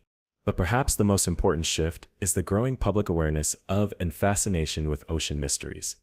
As more people learn about the extraordinary creatures and ecosystems that exist beneath the waves, as more images and videos of deep-sea wonders become available through digital media, the psychological distance between humans and the marine world begins to shrink. We begin to care about what happens to the giant squid, the immortal jellyfish, the hydrothermal vent communities, not just as scientific curiosities, but as valuable parts of our shared planetary heritage. This growing connection offers hope that we might yet solve the greatest ocean mystery of all: how to build a sustainable relationship with this vast, strange, and vital realm that will allow both human civilization and marine biodiversity to thrive for generations to come. The answers to this mystery won't come solely from scientific research, though that remains essential. They'll emerge from a complex interplay of values, technologies, governance structures, and cultural narratives about our place in the natural world. The mysteries of our ocean depths continue to multiply with each passing year, each expedition, each chance encounter with beings so strange they defy categorization. Consider the recently discovered bone-eating worms of the genus Alzidax, creatures so alien in their feeding methods that they seem to belong to another world entirely. These bizarre organisms drill into the bones of dead whales and other marine mammals using acid secretions, then extract nutrients with root-like structures that penetrate deep into the bone matrix. The females can grow up to 7 centimeters long, while the males are microscopic and live inside the female's body, sometimes hundreds of them within a single female. They exist as little more than reproductive organs, a form of extreme sexual dimorphism that challenges our understanding of what constitutes an individual organism. For millions of years, these creatures have been silently recycling the skeletons of marine mammals, yet we only discovered them in 2002. How many other specialized decomposers, each with their own unique niche in the ocean's complex web of life, remain undiscovered in the vast darkness below? How many other fundamental ecological processes are occurring, without our knowledge, carried out by organisms we have yet to encounter? The ocean's recycling systems, its energy flows, its intricate symbiotic relationships, all operate largely beyond our sight, maintained by creatures we're only beginning to catalog. Then there's the matter of extremophiles, organisms that thrive in conditions that would kill most other life forms. Take the Pompeii worm, Alvanella pompeiana, which lives in paper-thin tubes attached to hydrothermal vents, where temperatures can exceed 176 degrees Fahrenheit. Its head extends into the cool waters, while its tail remains in the scalding heat near the vent, creating one of the most extreme temperature gradients experienced by any animal on Earth. To survive these conditions, the Pompeii worm forms a symbiotic relationship with bacteria that grow on its back, creating a protective fleece that may help insulate it from the extreme heat. Or consider Hysiochaea methanicola, appropriately nicknamed the ice worm, which lives exclusively in methane hydrate deposits on the ocean floor. These deposits, essentially methane gas, trapped in ice-like crystals, were once thought to be too toxic and unstable to support life of any kind. Yet these specialized worms have adapted to not only survive in this environment, but to thrive there, feeding on bacteria that metabolize the methane. Their existence suggests that life can adapt to virtually any condition found on Earth, no matter how extreme or seemingly hostile. This adaptability extends to the very limits of what we consider life. In the oxygen-depleted waters of certain ocean basins, scientists have discovered massive mats of bacteria that survive through chemosynthesis, rather than photosynthesis. These organisms use nitrates, sulfates, and other compounds as energy sources in the absence of oxygen, creating complex ecosystems in environments we once thought were biological dead zones. Some of these bacteria can even use electrical currents flowing through seafloor sediments to power their metabolism, essentially breathing solid rock in a process so alien to our understanding of life that it borders on science fiction. Speaking of seemingly impossible biology, let's talk about marine creatures that challenge our understanding of sensory perception. The mantis shrimp, which we mentioned earlier, possesses what may be the most complex visual system in the animal kingdom. With up to 16 photoreceptor types compared to our measly 3, these crustaceans can see wavelengths of light from the ultraviolet to the infrared, can detect polarized light, and may even be able to perceive circular polarization, a visual ability found nowhere else in nature. Yet despite having all this sensory hardware, research suggests they're actually worse at discriminating between colors than humans.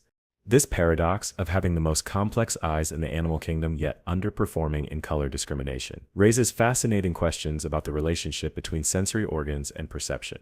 Perhaps mantis shrimp process visual information in ways fundamentally different from our own, analyzing each wavelength independently rather than comparing inputs across channels as we do.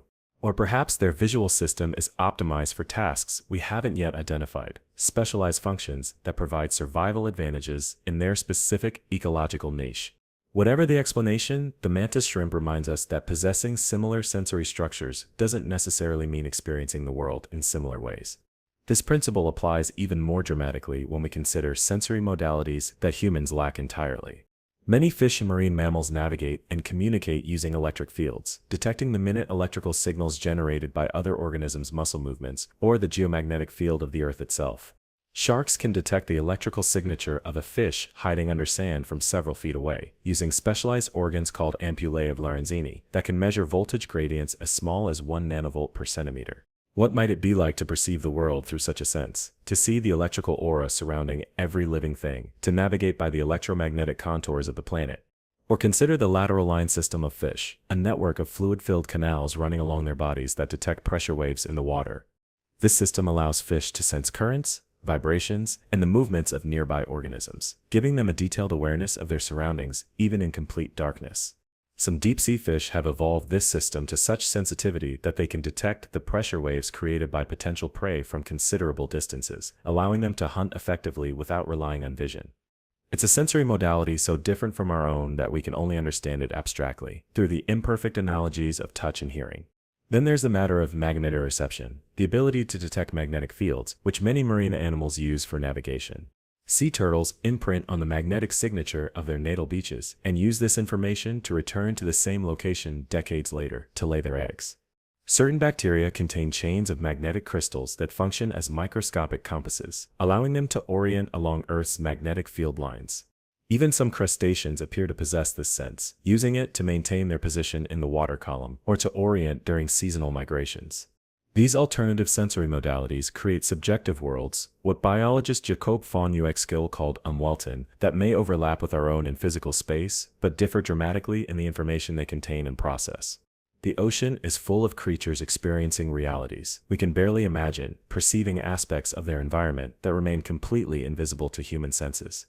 They navigate these parallel perceptual universes with neural hardware, often radically different from our own, raising profound questions about the nature of consciousness and awareness. Consider the distributed nervous systems of jellyfish and their relatives, which lack a centralized brain yet can perform complex behaviors, respond to environmental stimuli, and in some species, even demonstrate simple forms of learning. Their neural architecture consists of networks of neurons arranged in a radial pattern, forming a nerve net that processes information in a fundamentally different way than our hierarchical brain structure. Yet these seemingly simple creatures navigate their environment successfully, capture prey, avoid predators, and reproduce, all the essential functions of any animal, accomplished with neural equipment that bears little resemblance to our own. Or take the octopus, with a nervous system so different from vertebrates that some researchers have described it as an alien intelligence. 2/3 of an octopus's neurons are distributed throughout its arms, which can solve problems and manipulate objects even when detached from the central brain. Each arm appears to have a degree of autonomous function, able to react to stimuli and perform complex movements without direct input from the central nervous system. Yet somehow these semi-independent appendages coordinate with one another and with the central brain to produce unified purposeful behavior, a distributed intelligence unlike anything in our mammalian lineage. This radically different neural architecture raises profound questions about the nature of consciousness and cognition. If an octopus's mind is distributed throughout its body rather than centralized in a single organ, where does its sense of self reside? Does it experience the world as a unified consciousness, or as some form of collective intelligence emerging from the interaction of semi-autonomous parts? These questions aren't merely philosophical, they challenge our most basic assumptions about what it means to perceive, to think, to be aware. And what of the collective intelligences that seem to emerge in some marine species? Fish schools can react to threats with near instantaneous coordination, changing direction as a unified group faster than could be explained by individual fish observing and reacting to their neighbors. Some marine biologists now suspect that pressure waves or electrical signals might allow for rapid information transfer across entire schools, creating a form of emergent intelligence that exists not within any individual fish, but in the connections between them.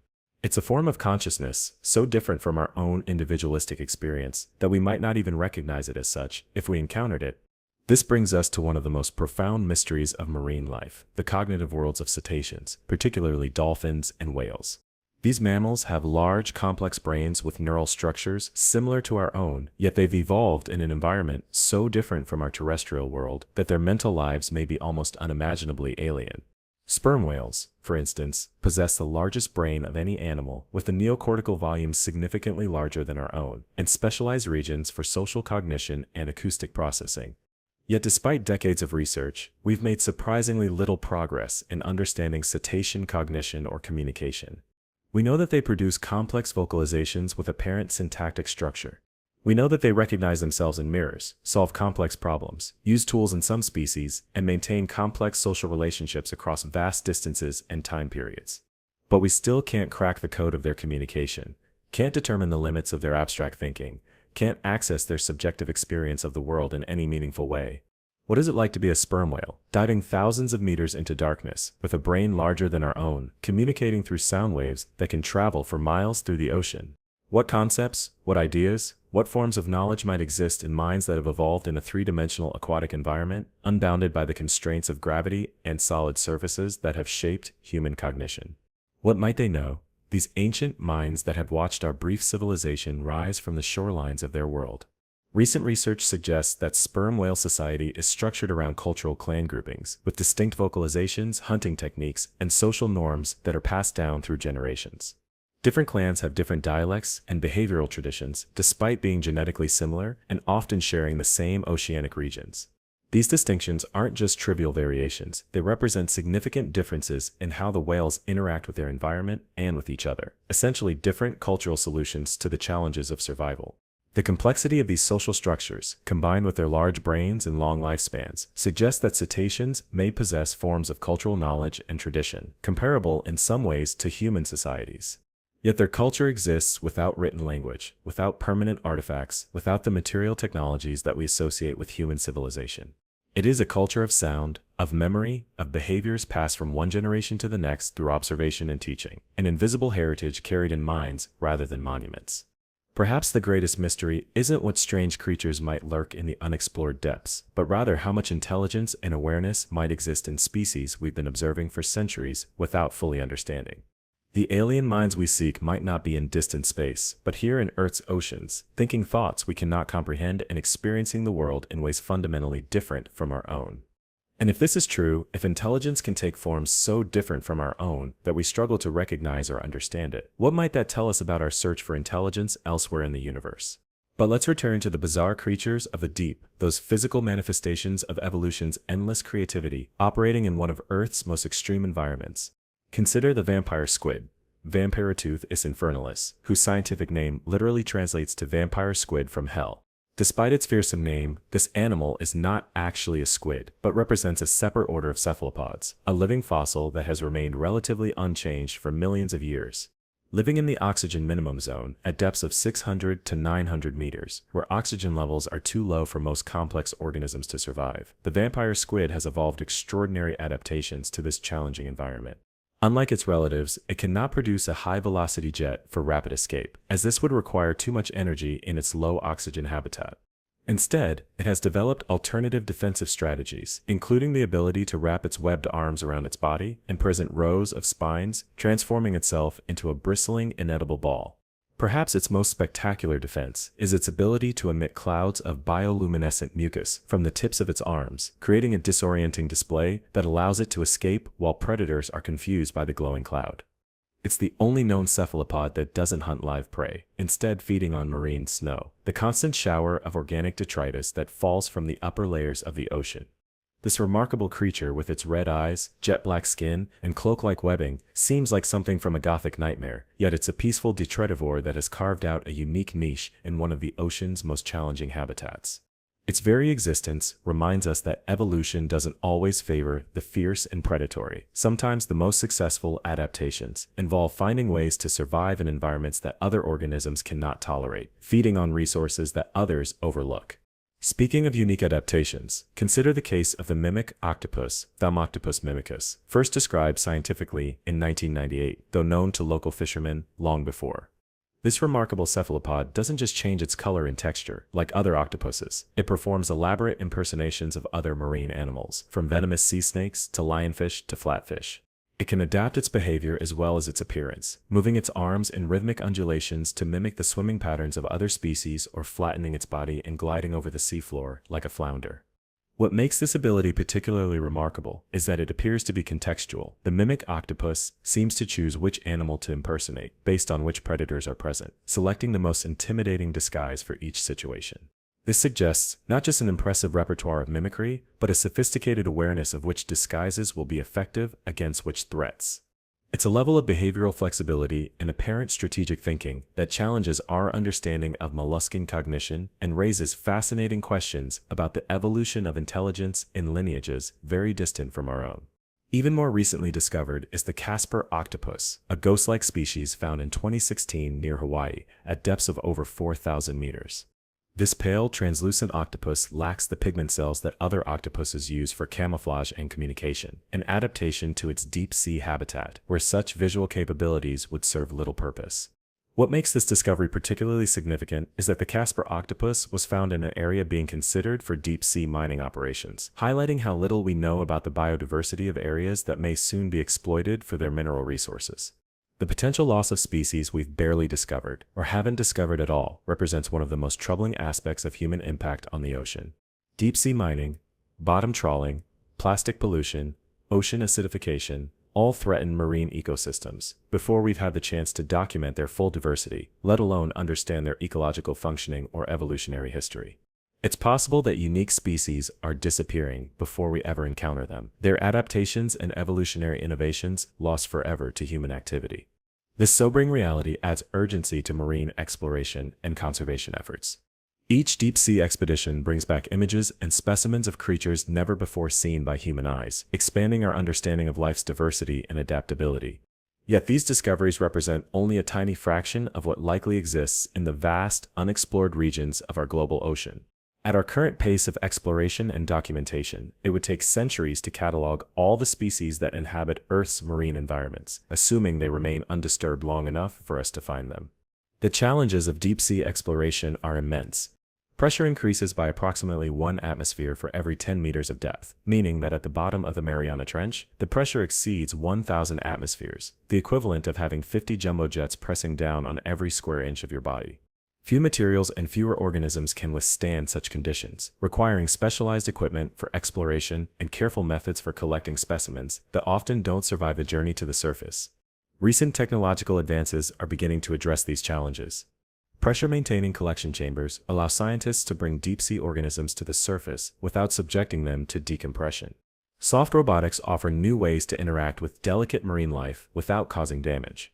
Environmental DNA sampling permits the detection of species from the genetic material they shed into the water, allowing for biodiversity surveys without direct observation or collection. Perhaps most promising are autonomous underwater vehicles, AUVs, and remote-operated vehicles, ROVs, that can explore deeper, stay longer, and cover more territory than human-occupied submersibles. These sophisticated robots, equipped with high-definition cameras, sampling tools, and various sensors, are expanding our access to the deep sea and providing unprecedented views of previously unseen habitats and behaviors. They operate in environments too extreme for human explorers, sending back images and data from the most remote corners of our ocean. One of the most remarkable recent discoveries facilitated by this technology was the Lake Hades expedition in 2020, which explored brine pools at the bottom of the Red Sea.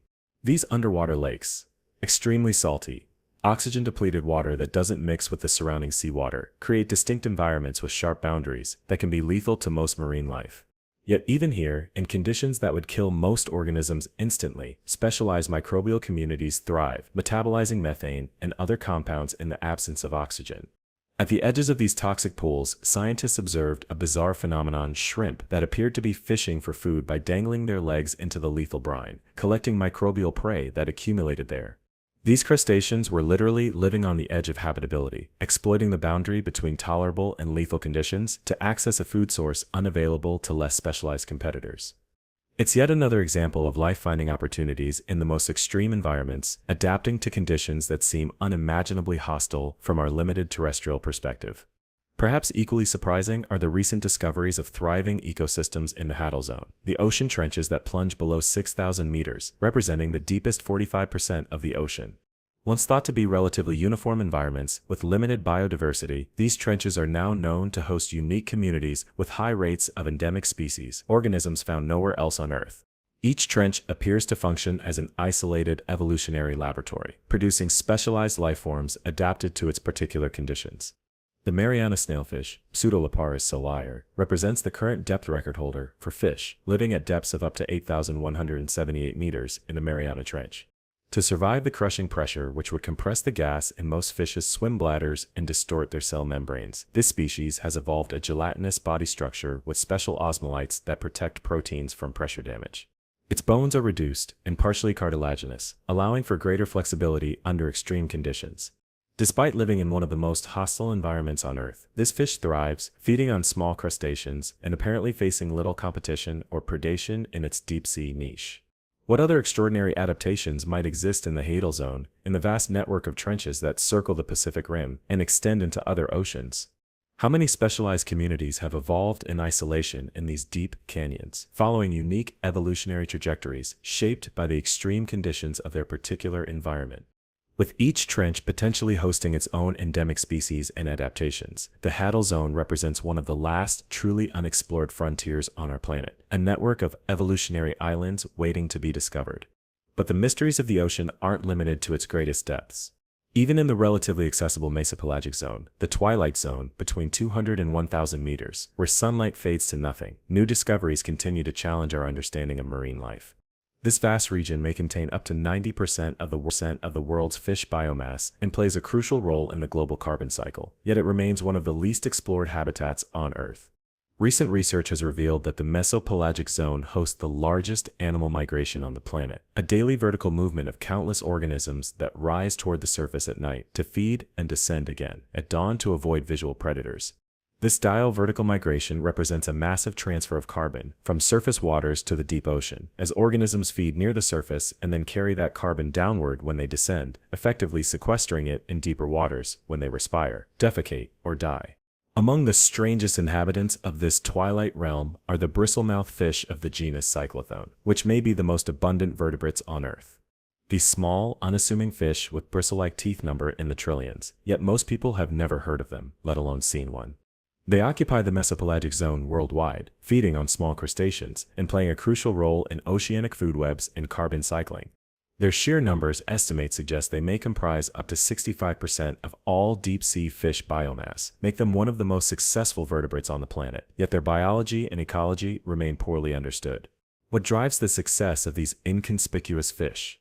How have they achieved such overwhelming abundance when so many other species struggle to maintain their populations? The answers to these questions might provide insights not just into deep-sea ecology, but into the fundamental principles that determine biological success in challenging environments.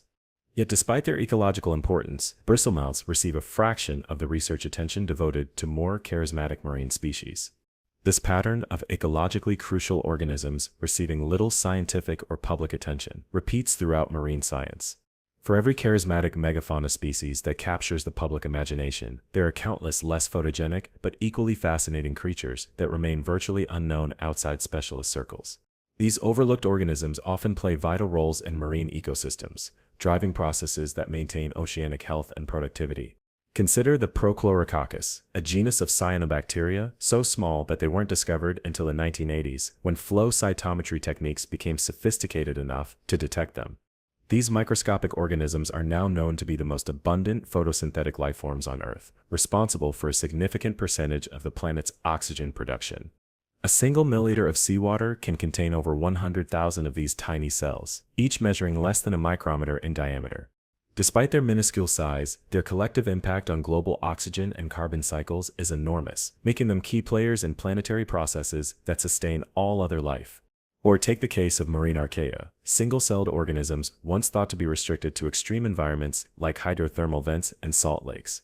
We now know that these ancient microbes are ubiquitous in the ocean, comprising up to 40% of the microbial plankton in deep waters and playing crucial roles in carbon and nitrogen cycling. Some marine archaea possess unique metabolic pathways found nowhere else in nature, including the ability to oxidize ammonia at concentrations too low for bacteria to utilize. These microscopic organisms, invisible to the naked eye and often overlooked in discussions of marine life, are fundamental components of ocean ecosystems and major contributors to global biogeochemical cycles. This is perhaps the greatest irony of ocean exploration, that some of the most significant discoveries involve not massive, charismatic creatures, but microscopic organisms whose collective impact far exceeds their individual size. The ocean's most profound mysteries may lie not in the bizarre morphologies of deep-sea fish or the intelligent behaviors of marine mammals, but in the complex interactions of microbes that drive the very chemistry of our planet. Yet these different scales of discovery are not in competition. They complement one another, each revealing different aspects of the ocean's complexity. The giant squid captures our imagination with its elusive nature and monstrous appearance, while marine microbes challenge our understanding of life's fundamental processes and planetary systems. Together, they paint a picture of an ocean far more diverse, far more intricate, and far more mysterious than we could have imagined even a few decades ago. This brings us to perhaps the most fundamental ocean mystery of all, the question of its origin. How did Earth become a water world, with oceans covering over 70% of its surface? The answer remains contested, with competing theories suggesting that water was either present from Earth's formation, delivered later by asteroid and comet impacts, or some combination of these processes. Recent analysis of meteorites suggests that water may have been present in the inner solar system when Earth was forming, challenging the long-held view that our planet's water was primarily delivered by later impacts. Whatever their origin, Earth's oceans have been present for at least 3.8 billion years, possibly much longer, providing a continuous habitat for life since its earliest emergence. This aquatic continuity stands in stark contrast to the dynamic changes that have reshaped terrestrial environments over geological time: the shifting of continents, the rise and fall of mountain ranges, the advance and retreat of ice sheets. While the configuration of ocean basins has changed with plate tectonics, the fundamental nature of the marine environment has remained relatively stable, providing an unbroken evolutionary laboratory for billions of years. This stability, combined with the three-dimensional nature of the ocean environment and its varied habitats, has produced an extraordinary diversity of life forms and evolutionary strategies. From the microscopic phytoplankton that form the base of marine food webs to the blue whale, the largest animal ever to exist on Earth, marine life represents an astonishing range of solutions to the challenges of survival. Each creature, each adaptation, each ecological relationship tells a story of evolutionary innovation shaped by the unique conditions of the ocean environment. Yet despite this diversity, marine organisms share fundamental biochemical processes that link them to all other life on Earth. The same genetic code, the same basic cellular structures, the same core metabolic pathways. These commonalities remind us that all life on our planet, whether in the deepest ocean trench or the highest mountain peak, shares a single origin in Earth's ancient seas. We are all, in a very real sense, children of the ocean, our cellular chemistry still echoing the composition of the primordial waters where life began. This connection between ocean and origin extends beyond biology to the very chemistry of our bodies. The salinity of our blood plasma is remarkably similar to that of seawater, though not identical to the modern ocean. Our cells maintain an internal environment rich in potassium and poor in sodium, the opposite of seawater, yet they must actively pump sodium out and potassium in to maintain this difference, a process that consumes a significant portion of our cellular energy. Some biologists have suggested that this energetically expensive process reflects our evolutionary history, that early cells evolved in a marine environment more similar to their internal chemistry and have been adapting to changing ocean conditions ever since. If this hypothesis is correct, then we carry within our very cells the chemical memory of ancient seas, our physiology still responding to the ghost of an ocean that no longer exists, except in the carefully maintained environment of our own bodies. These deep connections between ocean and life, between marine environments and evolutionary history, remind us that the mysteries of the deep are not separate from us, but integral to our own story as a species and as living beings. When we explore the ocean, we are not just investigating an alien realm, but reconnecting with the cradle of all terrestrial life, including our own. We are seeking answers not just to scientific questions, but to the fundamental mystery of our own origins and nature. Perhaps this is why the ocean's mysteries continue to captivate us, to draw us back to its shores and into its depths, despite the technical challenges and vast expenses of marine exploration.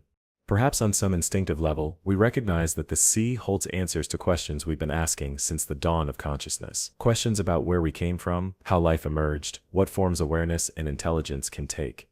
Or perhaps it's simply that the ocean, in its vastness and opacity, represents the perfect canvas for human curiosity and imagination. Its surface reflects the sky and sun, presenting a seemingly simple face to casual observation. But beneath that reflective surface lies an entire world of complexity and wonder, accessible only to those willing to look deeper, to develop new technologies, to ask better questions. In this sense, the ocean serves as both mirror and window, reflecting our own limitations while offering glimpses of realities beyond our everyday experience. So we continue to explore, to document, to wonder about the strange world beneath the waves. We send our robots into the abyss, our sensors into the depths, our questions into the darkness. And occasionally, the ocean answers, revealing another of its countless secrets, another glimpse of the extraordinary diversity of life that has evolved in its vast expanse. These revelations don't diminish the mystery, they deepen it, reminding us of how much remains to be discovered, how many creatures remain unseen, how many questions remain unanswered. With each new discovery, the extremophile thriving in conditions once thought uninhabitable, the microbe performing chemistry we thought impossible, the deep-sea creature with adaptations we never imagined, the boundary between known and unknown shifts. But the ocean's mysteries don't disappear. They evolve, becoming more nuanced, more specific, more fascinating as our knowledge grows. Every answer leads to new questions. Every exploration reveals new territories to investigate. This is the nature of science, but it seems especially true of the ocean, where the scale of the unknown still dwarfs what we have already learned. As technology improves, allowing us to reach deeper, stay longer, and observe more carefully, the rate of marine discovery continues to accelerate. New species are being found at such a pace that there's now a significant backlog in formally describing and naming them. It's estimated that we're discovering approximately 2,000 new marine species each year, and that rate shows no signs of slowing down. Yet even at this pace, it would take centuries to catalog all the life forms that currently exist in our oceans, and that's assuming we could access all the environments where they live. This knowledge gap isn't just an academic curiosity. It has practical implications for conservation, resource management, and our understanding of global environmental processes. How can we protect biodiversity? We haven't documented. How can we model ocean systems when we know so little about the organisms that comprise them? How can we predict the impacts of climate change, ocean acidification, or pollution on marine ecosystems that we're only beginning to understand? These questions add urgency to marine exploration and research, transforming it from a purely scientific endeavor into an essential component of environmental stewardship. The ocean's mysteries aren't just fascinating puzzles to be solved. They're vital knowledge gaps that we need to fill if we hope to maintain the health and functionality of our planet's largest habitat. The creatures we've discussed tonight, from the giant squid to the immortal jellyfish, from the barrel-eye fish to the bone-eating worms, aren't just biological curiosities. They're indicators of the ocean's health, components of its complex ecosystems, and potential sources of insights that could benefit human society. Consider the potential medical applications of marine natural products.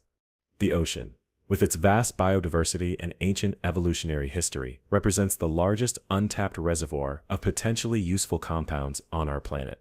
From anti-cancer agents derived from sea squirts to painkillers based on cone snail venom, marine organisms have already provided numerous pharmaceuticals with thousands more compounds in various stages of research and development. The unique adaptations of deep-sea organisms, their pressure resistance, temperature tolerance, and specialized metabolism offer potential insights into everything from food preservation to materials science. Extremophile enzymes are already used in applications ranging from laundry detergents to molecular biology techniques, while the adhesive proteins of barnacles have inspired new medical adhesives that work in wet environments. These practical applications represent just a fraction of what might be discovered as we continue to explore and document marine biodiversity. But beyond these utilitarian benefits, the ocean's mysteries offer something perhaps even more valuable, a reminder of how vast and varied our world truly is, how much wonder still awaits discovery. They're humbling evidence of how limited our knowledge remains, despite our technological advances and scientific progress. And they're urgent calls to protect and preserve the unexplored corners of our planet, to ensure that these mysteries have the chance to be unraveled by future generations of explorers and scientists. Because in the end, the most unsettling thought isn't what strange creatures might lurk in the unexplored depths, it's how many of them might disappear before we ever have the chance to discover them. The ocean's greatest mystery may be what we're losing, without even knowing it, the undocumented extinction of species that have never entered our scientific catalogs or captured our imagination. Climate change, ocean acidification, plastic pollution, destructive fishing practices, deep-sea mining, all threaten marine biodiversity before we've had the chance to fully document it, let alone understand its ecological significance or evolutionary history. This sobering reality adds a note of urgency to our exploration of ocean mysteries. We are not just satisfying curiosity or advancing science. We are racing against time to document and understand a world that is changing rapidly due to human impacts. The bizarre creatures of the deep, the complex ecosystems of coral reefs, the microbiomes of marine environments, all face unprecedented threats from human activities before we've even begun to comprehend their full complexity and importance. Yet there is hope in the growing awareness of the ocean's wonders and their importance to our planet's health. As more people learn about the extraordinary diversity of marine life, as more images and videos of deep-sea wonders become available through digital media, as more research reveals the critical role of oceans in climate regulation and planetary health, the psychological distance between humans and the marine world begins to shrink. We begin to care about what happens to the giant squid, the immortal jellyfish, the hydrothermal vent communities, not just as scientific curiosities, but as valuable parts of our shared planetary heritage. This growing connection offers hope that we might yet solve the greatest ocean mystery of all, how to build a sustainable relationship with this vast, strange, and vital realm that will allow both human civilization and marine biodiversity to thrive for generations to come. The answers won't come solely from scientific research, though that remains essential. They'll emerge from a complex interplay of values, technologies, governance structures, and cultural narratives about our place in the natural world. As our journey into the ocean's mysteries comes to a close, I hope you'll carry with you a sense of wonder about the extraordinary world that exists beneath the waves. I hope you'll look at the ocean with new eyes, aware of the alien realm that lies just beyond our everyday perception, the parallel evolutionary universe that covers most of our planet's surface. And perhaps most importantly, I hope you'll join me in advocating for greater exploration and protection of our oceans, for more research into the strange and wonderful creatures that call the deep sea home. Because the ocean's mysteries aren't just fascinating stories, they're opportunities for discovery, for expanding our understanding of life itself, for glimpsing the extraordinary diversity and resilience of evolution. The deep sea remains Earth's last great frontier, a place where new discoveries await with every expedition, where the line between known and unknown, between familiar and alien, blurs into the darkness of the abyss. And in that darkness, countless eyes are watching, countless beings are moving, countless stories are unfolding, awaiting only the light of human curiosity to be revealed. Thank you for diving into these depths with me tonight. Sweet dreams if you can have them, knowing what we now know about what's moving through the darkness beneath the waves. And remember, the next time you dip your toes in the ocean, you're touching the surface of a world more alien, more mysterious, and more wonderful than anything we've discovered in outer space. A world filled with creatures, straight out of science fiction, with adaptations that defy our expectations, with forms of life so strange they might as well have evolved on another planet entirely. The ocean is calling, with its siren song of unexplored depths and undiscovered wonders. Will you answer? Will you join the ranks of those who seek to understand the greatest mysteries of our own planet? Or will you remain safely on shore, content to let the secrets of the deep remain hidden in darkness? The choice, like the ocean itself, is deep with possibility. Until next time, keep wondering, keep questioning, and keep looking beneath the surface of our world. Because the greatest mysteries aren't in distant space or parallel dimensions. They're right here, in the alien world that covers over 70% of our planet. An alien world that we're only just beginning to explore. Let me tell you about a phenomenon so strange that scientists initially thought their equipment was malfunctioning when they first recorded it. The bioduck sound, a series of repetitive downswept pulses that resemble a duck's quack, was first detected by submarine crews in the 1960s during the Cold War. For over 50 years, these mysterious sounds echoed through the Southern Ocean, recorded by military vessels and research stations alike, but their source remained completely unknown. Some speculated it was mechanical in origin, perhaps some secret Soviet technology or an unknown geological process happening beneath the seafloor. Others suggested it might be some undiscovered creature, a marine monster, whose vocalizations had never been properly cataloged. It wasn't until 2014 that researchers finally attached acoustic recording tags to Antarctic minke whales and confirmed that these elusive creatures were the source of the decades-old mystery. Think about that for a moment. One of the largest animals in the Antarctic remained acoustically unidentified for half a century despite our best surveillance technology. What other sounds are traveling through our oceans right now, produced by creatures we haven't identified or behaviors we don't understand? There's something even more unsettling about the creatures that have evolved to live in the ocean's oxygen minimum zones, vast regions where oxygen levels drop so low that most animals simply cannot survive.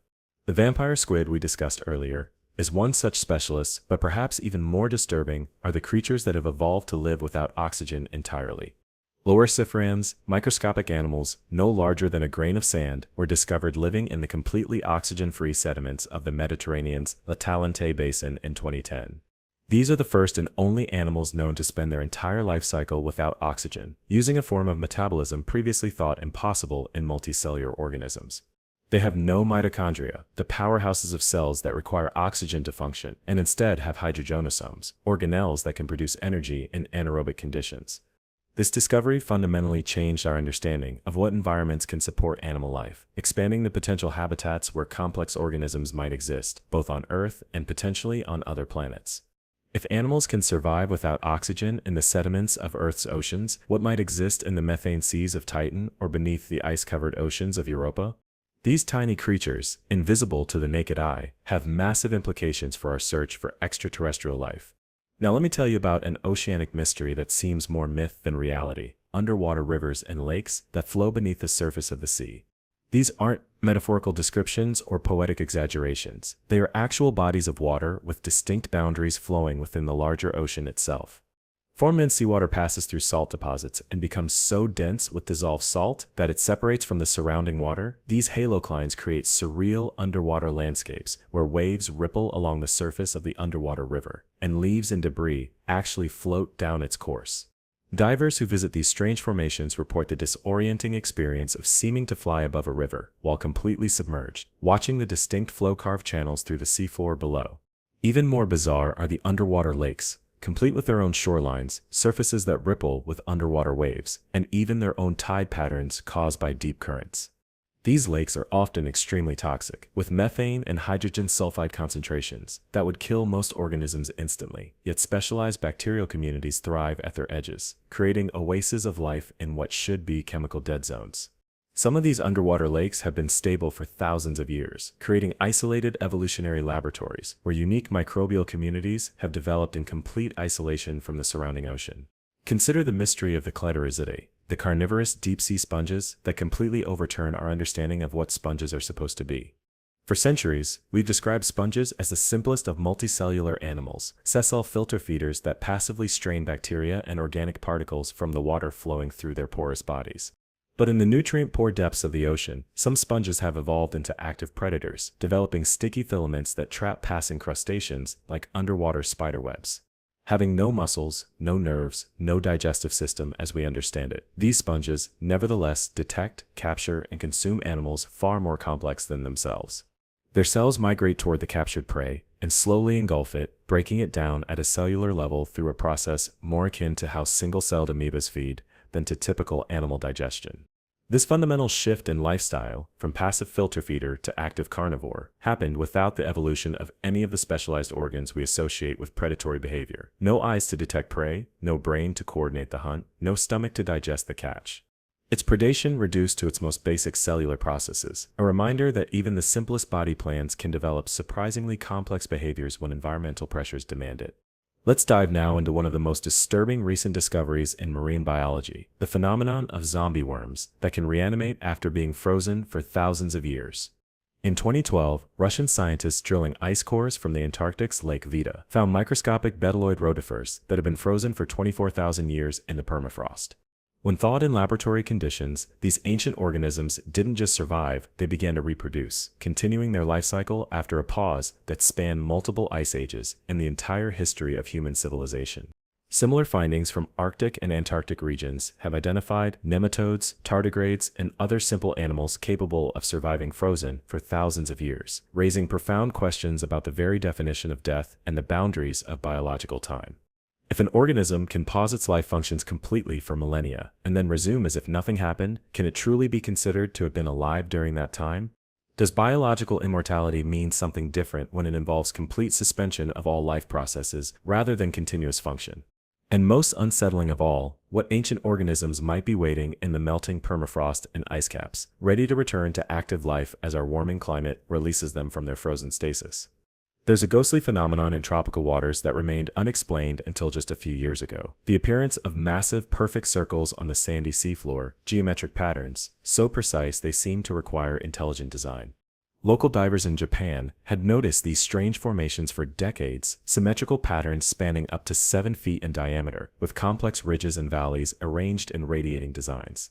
No one had ever seen what created them, and they would appear overnight in areas of otherwise featureless sand, leading to speculation about underwater currents, gas vents, or even visiting extraterrestrials leaving their mark. The mystery was finally solved in 2013, when underwater cameras captured footage of a tiny pufferfish, no more than a few inches long, laboriously creating these massive geometric nests by using its fins to move individual sand grains into place. Working tirelessly for days, the male pufferfish creates these spectacular designs as breeding displays, with females choosing mates based on the precision and complexity of their sandy artwork. The most remarkable part, the tiny fish creates these mathematically precise patterns without any ability to see the overall design, working entirely by instinct to create geometric perfection that would challenge a human artist. It's a humbling reminder that what we might interpret as intelligence or design in the natural world often emerges from simple instinctual behaviors refined by millions of years of evolution. Now imagine a predator so efficient that it's been called Darwin's nightmare, a creature that actively hunts and consumes the brains of its prey while leaving the body intact and functioning. The emerald jewel wasp doesn't live in the ocean, but its distant marine relative, the zombie amphipod, employs a similarly disturbing strategy against deep-sea isopods. This parasitic crustacean attaches to its host head, pierces the exoskeleton, and begins to consume the brain tissue while injecting chemicals that alter the victim's behavior. The infected isopod doesn't die immediately. Instead, it continues to move and even feed, but now under the control of its parasite, essentially transformed into a living food source that keeps itself fresh until the parasite has finished consuming it from the inside out. Scientists studying these relationships have found evidence that the parasites specifically target brain regions associated with self-preservation and defensive behaviors, leaving intact the parts controlling basic life functions like breathing and eating. It's a biological precision strike, a form of mind control that transforms a free-living creature into a passive host with no ability to resist or escape its fate. These parasitic manipulations represent some of the most sophisticated behavioral modifications in nature, with the parasite essentially reprogramming its host's nervous system to serve its own reproductive needs. Let me tell you about a mystery that begins not with a creature, but with a sound so powerful that it was picked up by underwater microphones 3,000 miles apart. The bloop, as it came to be known, was recorded in 1997 by NOAA's Underwater Sound Monitoring System, a network originally designed to detect Soviet submarines during the Cold War. This ultra-low frequency sound was one of the loudest ever recorded in the ocean, too powerful to have been made by any known human technology, and exhibiting characteristics unlike any known geological event. What made the bloop particularly disturbing was that its acoustic signature resembled that of a living creature, but scaled to a size far larger than any animal known to science, including the blue whale, the largest animal ever to have lived on Earth. For years, this unexplained sound fueled speculation about massive unknown creatures lurking in the ocean depths, reviving ancient tales of sea monsters and leviathans. NOAA scientists eventually concluded that the sound most likely came from an ice quake, the cracking of massive ice shelves in Antarctica, but some researchers continue to question this explanation, pointing to inconsistencies in the acoustic pattern. Whether geological or biological in origin, the bloop reminds us that the ocean still speaks in voices we cannot always interpret, sending signals from its depths that challenge our understanding of what exists beneath the waves. Let's delve deeper into the abyss, into realms where pressure crushes and darkness reigns supreme, where creatures more alien than anything in our wildest imagination have evolved in isolation for millions of years. There exists in the deepest parts of our oceans a phenomenon so bizarre that it challenges our fundamental understanding of evolutionary biology, the process of abyssal gigantism. In the crushing depths, certain invertebrates grow to sizes that would be impossible in shallower waters, their bodies expanding to proportions that seem to defy the very laws of physics and biology. The giant isopod, a relative of the common woodlouse or pillbug, can reach lengths of over 16 inches in the deep sea, hundreds of times larger than its terrestrial cousins. Japanese spider crabs extend their spindly legs to span over 12 feet from claw to claw, making them the largest arthropods on the planet. And perhaps most disturbing of all are the giant amphipods discovered in 2012 in the Kermadec Trench near New Zealand, scavenging crustaceans that grow to nearly a foot long, their transparent bodies revealing internal organs working away in the darkness. Scientists still debate the exact causes of this abyssal gigantism, with theories ranging from the increased oxygen efficiency in cold, deep waters to reduced predation pressure, allowing for extended growth periods. Whatever the explanation, these enormous invertebrates seem like visitors from another time, reminiscent of the giant arthropods that dominated Earth's seas hundreds of millions of years ago.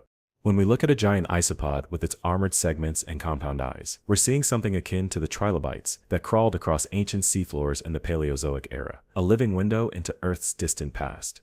These creatures represent evolutionary lineages that have remained stable for so long that they appear almost like biological time capsules, preserving body plans that have survived multiple mass extinctions and countless environmental changes. Even more unsettling than their size is their longevity and metabolic adaptations to the food-scarce deep. A giant isopod in captivity at a Japanese aquarium survived for 5 years without eating a single bite before finally accepting food, demonstrating an ability to slow its metabolism to almost imperceptible levels. Imagine the patience of an organism that can wait half a decade for a meal, its biological processes ticking along so slowly that a human observer might mistake it for being suspended in time. In the resource-poor deep sea, where food falls from above, like occasional snow rather than reliable rain, such adaptations aren't just beneficial, they're essential for survival. Evolution has crafted these creatures to exist in a state of semi-suspended animation, their life processes slowed to a crawl that makes our human perception of time seem frantic by comparison. Now let me tell you about a mystery that has haunted the scientific community since the 1950s, the Baltic Sea anomaly, an object so strange that it continues to divide expert opinion about whether it's natural formation, human artifact, or something else entirely. Discovered in 2011 by the Swedish diving team OceanX, sonar images revealed a circular object approximately 200 feet in diameter, resting on the seafloor, with peculiar structural features that resembled ramps, stairs, and right angles, rarely found in natural formations. Adding to the mystery, electronic equipment reportedly malfunctioned when the team approached the object, leading to speculation about electromagnetic properties that defied conventional explanation. Professional geologists have suggested it might be a glacial deposit, a natural rock formation, or even an underwater volcanic remnant, but the object's unusual symmetry and distinct features have kept alternative theories alive in the public imagination. Some notice resemblance to the fictional Star Wars spacecraft, the Millennium Falcon, while others have proposed it could be anything from a Nazi anti-submarine device to an ancient temple submerged by rising sea levels thousands of years ago. While scientific consensus leans toward natural geological explanation, the Baltic Sea anomaly reminds us that the ocean floor remains one of the least mapped and understood parts of our planet, with countless features waiting to be discovered and explained. Let's turn our attention now to a creature so elusive that it was known only from mangled carcasses and sailors' tales. Until the 21st century, the colossal squid, Messinico-tooth, is Hamiltoni, a monster of the Antarctic waters that represents the largest known invertebrate on Earth. Unlike its more famous cousin, the giant squid, which is longer but more slender, the colossal squid is built for raw power, with a massive muscular mantle and the largest eyes ever recorded in the animal kingdom, reaching diameters of over 10 inches. These enormous eyes contain light-emitting organs called photophores, allowing the squid to see in the darkness of the deep while making its eyes appear to glow with an eerie internal light. But perhaps most terrifying are its specialized tentacles, armed not with simple suckers, but with rotating hooks powered by their own dedicated musculature, capable of swiveling a full 360 degrees to maintain their grip on struggling prey. Imagine being caught by an animal that doesn't just grab you, but impales you with dozens of swiveling hooks that can turn and twist to prevent any possibility of escape. What makes the colossal squid particularly mysterious is how little we know about it, despite its enormous size. Only a handful of complete specimens have ever been examined, with the largest verified individual weighing around 1,100 pounds, and scientists suspect this may have been merely an average-sized female, rather than a maximum-sized specimen. We have never observed this animal in its natural habitat, never documented its hunting behavior or reproductive cycle, never witnessed it engage with predators or prey. All our knowledge comes from dead or dying specimens, fragments found in sperm whale stomachs, or the occasional individual accidentally caught in deep-sea fishing nets. An animal potentially larger than a small car, with eyes the size of dinner plates and a brain larger than many marine mammals, remains effectively invisible to science, a ghost in the Antarctic waters that we know exists, but cannot seem to properly observe or understand. Speaking of mysteries from the Antarctic, let me tell you about a phenomenon so bizarre that scientists initially refused to believe it was real: a waterfall under the ocean. The Denmark Strait Cataract, located between Greenland and Iceland, is the highest underwater waterfall on Earth, with water dropping nearly 11,500 feet and flowing at a rate of 175 million cubic feet per second. This isn't water falling through air, as in a conventional waterfall, but rather denser, colder water from the Greenland Sea falling beneath less dense water from the Irminger Sea, creating a cascade that dwarfs any terrestrial waterfall by orders of magnitude. The underwater waterfall occurs because cold water is denser than warm water, and salt water is denser than fresh water, creating differences in density that allow distinct underwater rivers and falls to form within the larger ocean itself. What makes this phenomenon particularly remarkable is that it's completely invisible at the surface. You could sail directly over the largest waterfall on Earth without seeing any evidence of the massive flow occurring thousands of feet below your boat. It's a humbling reminder of how many enormous physical processes are happening in our oceans, completely hidden from human perception, detectable only through specialized scientific instruments and careful measurement.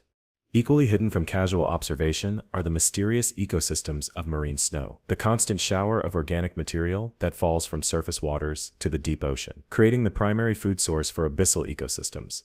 This isn't literal snow, of course, but a continuous drift of dead plankton, fecal matter, mucus, sand, soot, and other particles that aggregate into flakes and slowly sink toward the seafloor. As they fall, these particles become hot spots of microbial activity, small oases of nutrients in the nutrient-poor deep sea, supporting complex food webs based entirely on this steady rain of organic detritus. Recent research has revealed that these falling particles aren't just passive objects, but dynamic microenvironments, with different microbial communities developing on different types of marine snow, creating a vertical ecosystem that spans the entire water column. What's particularly fascinating is how many deep-sea creatures have evolved specifically to detect and capture these falling particles, from mucus net-feeding invertebrates to specialized bacteria that can sense and swim toward particular chemical signatures in the marine snow. Now imagine an environment so extreme that it was once thought impossible for complex life to exist there. The superheated, highly acidic, metal-rich waters of hydrothermal vents, where temperatures can exceed 400 degrees Celsius. When these hot springs were first discovered in 1977, they fundamentally changed our understanding of life's requirements, revealing thriving ecosystems and conditions that would instantly kill most organisms on Earth. At the base of these vent communities are chemosynthetic bacteria that derive energy not from sunlight but from the oxidation of hydrogen sulfide, methane, and other compounds bubbling up from Earth's interior. These microbes support entire food webs, including specialized worms, crustaceans, mollusks, and even vertebrates that have evolved to tolerate conditions that would be lethal to their shallow water relatives. Perhaps most remarkable are the Pompeii worms we mentioned earlier, which can withstand temperatures approaching 80 degrees Celsius by maintaining a temperature gradient along their bodies. Their heads extend into cooler waters, while their tails remain in scalding heat near the vent openings. The discovery of these hydrothermal vent communities revolutionized not just marine biology, but our entire conception of what environments can support life. If complex ecosystems can thrive in superheated, toxic, high-pressure conditions at the bottom of Earth's oceans, then similar habitats on other worlds, the subsurface oceans of Europa or Enceladus, for instance, might also harbor life despite conditions that seem hostile by terrestrial standards. These vents also offer a compelling model for how life might have originated on early Earth, providing concentrated energy sources and mineral catalysts that could have facilitated the chemical reactions necessary for the emergence of the first self-replicating molecules. When we look at a hydrothermal vent with its bizarre tube worms and blind shrimp, we might be seeing something akin to the cradle of life itself, a window into the environments where biology first emerged from chemistry on our young planet. But hydrothermal vents aren't the only extreme environment harboring unexpected life in the deep ocean. In recent years, scientists have discovered thriving ecosystems centered around natural methane seeps and even around the carcasses of dead whales that fall to the ocean floor. These whale falls create temporary oases of abundance in the nutrient-poor deep sea, supporting specialized communities that progress through distinct ecological stages over periods of decades. The first scavengers to arrive are mobile opportunists like sleeper sharks and hagfish that consume the soft tissues. They're followed by crustaceans that clean the bones of remaining flesh. Then come the specialized organisms like oxidax worms that extract nutrients from the bones themselves. Finally, the remaining skeleton becomes a hard substrate for deep-sea corals, sponges, and other sessile organisms, creating an island of habitat in the muddy seafloor that can persist for up to a century. What's particularly fascinating about whale fall communities is that many of the species found there appear to exist nowhere else. They're specialists that have evolved specifically to exploit this temporary but rich resource, raising questions about how they locate new whale falls and survive between these rare events. Some researchers have suggested that these communities might provide glimpses of the evolutionary pathways that led to hydrothermal vent ecosystems, serving as stepping stones for the adaptation to chemosynthetic environments. The discovery of these specialized decomposition communities also raises questions about how marine ecosystems may have changed with the industrial whaling of the 19th and 20th centuries, which removed an estimated 2-3 million great whales from the world's oceans. Did we inadvertently cause the extinction of specialized deep-sea species that depended on whale falls, creatures that disappeared before we ever had the chance to discover them? Let me tell you now about a mystery that combines biology, oceanography, and atmospheric science. The strange case of the ocean's skin, a microscopically thin but critically important layer where air meets sea. This surface microlayer, just 3 to 1,000 micrometers thick, represents a unique environment with properties distinct from both the atmosphere above and the bulk water below. It contains higher concentrations of nutrients, organic compounds, and microorganisms than the underlying water, creating what scientists sometimes call the neuston, a specialized community of organisms adapted to life at this boundary. Recent research has revealed that this microlayer plays crucial roles in air-sea gas exchange, the formation of marine aerosols, and even global climate regulation through its effects on cloud formation. The organisms that inhabit this realm, bacteria, archaea, algae, and even specialized insect species like the ocean strider, have evolved unique adaptations to survive in this in-between world, neither fully aquatic nor fully terrestrial. Perhaps most surprising is the recent discovery that the ocean's surface microlayer contains vast numbers of viruses, up to 10 billion per liter, many with genetic sequences, unlike any viruses found in either the atmosphere or the water column. These surface-dwelling viruses appear to play key roles in marine food webs by infecting and killing bacteria and phytoplankton, releasing their nutrients back into the microlayer ecosystem. Some researchers have proposed that this viral abundance may contribute to the formation of sea spray aerosols, microscopic particles that rise from the ocean's surface and serve as cloud condensation nuclei in the atmosphere. If this hypothesis is correct, then marine viruses may indirectly influence global cloud cover and precipitation patterns, creating a biological feedback loop between ocean microbes and Earth's climate system. It's a startling reminder of how processes occurring at microscopic scales, the infection of a single-celled organism by a virus 1/1,000,000th of a meter long, can cascade into effects that alter planetary systems. Now let's venture into one of the ocean's most recently discovered and least understood habitats, the plastosphere, the artificial ecosystem that has formed on the estimated 5.25 trillion plastic particles currently floating in the world's oceans. First described scientifically in 2013, the plastosphere consists of complex microbial communities that colonize floating plastic debris, creating what is essentially a new ecological habitat that didn't exist prior to the mass production of synthetic polymers in the mid-20th century. These plastic-dwelling communities differ significantly from those in the surrounding seawater, with distinct assemblages of bacteria, algae, and even animals that appear to specialize in living on these artificial surfaces. Some organisms use the plastic merely as a surface to attach to, while others appear to be actually degrading the polymers, potentially accelerating the breakdown of these otherwise persistent pollutants. What makes the plastosphere particularly concerning from an ecological perspective is its potential to transport organisms across ocean basins, carrying species into environments where they wouldn't naturally occur. Microplastics can remain buoyant for decades, traveling thousands of miles on ocean currents while carrying their microbial passengers along for the ride. This creates the potential for introducing invasive species or pathogens into vulnerable marine ecosystems, adding another dimension to the already serious problem of plastic pollution. Even more disturbing is recent evidence suggesting that some human pathogens, including certain Vibrio bacteria, may preferentially colonize microplastics, potentially using these particles as vectors to spread through marine environments and possibly back to human populations through seafood consumption. What began as a pollution problem has evolved into a complex ecological phenomenon with implications for biodiversity, disease transmission, and even the evolution of new microbial capabilities for plastic degradation. Speaking of human impacts on the ocean, let me tell you about a phenomenon so massive it can be seen from space yet remains scientifically undocumented until the 21st century: the Great Pacific Garbage Patch, a swirling collection of marine debris trapped by the North Pacific Gyre. Despite its common depiction as a solid island of trash, the reality is both less visible and more insidious. A soup of microplastics suspended throughout the water column, with larger items intermixed but not forming a solid mass. The patch covers an estimated surface area twice the size of Texas, with plastic concentrations increasing significantly toward its center, where ocean currents converge to trap floating debris. Recent research suggests that the patch contains at least 79,000 metric tons of plastic, with items identified from countries around the Pacific Rim and dating back to the 1970s and earlier.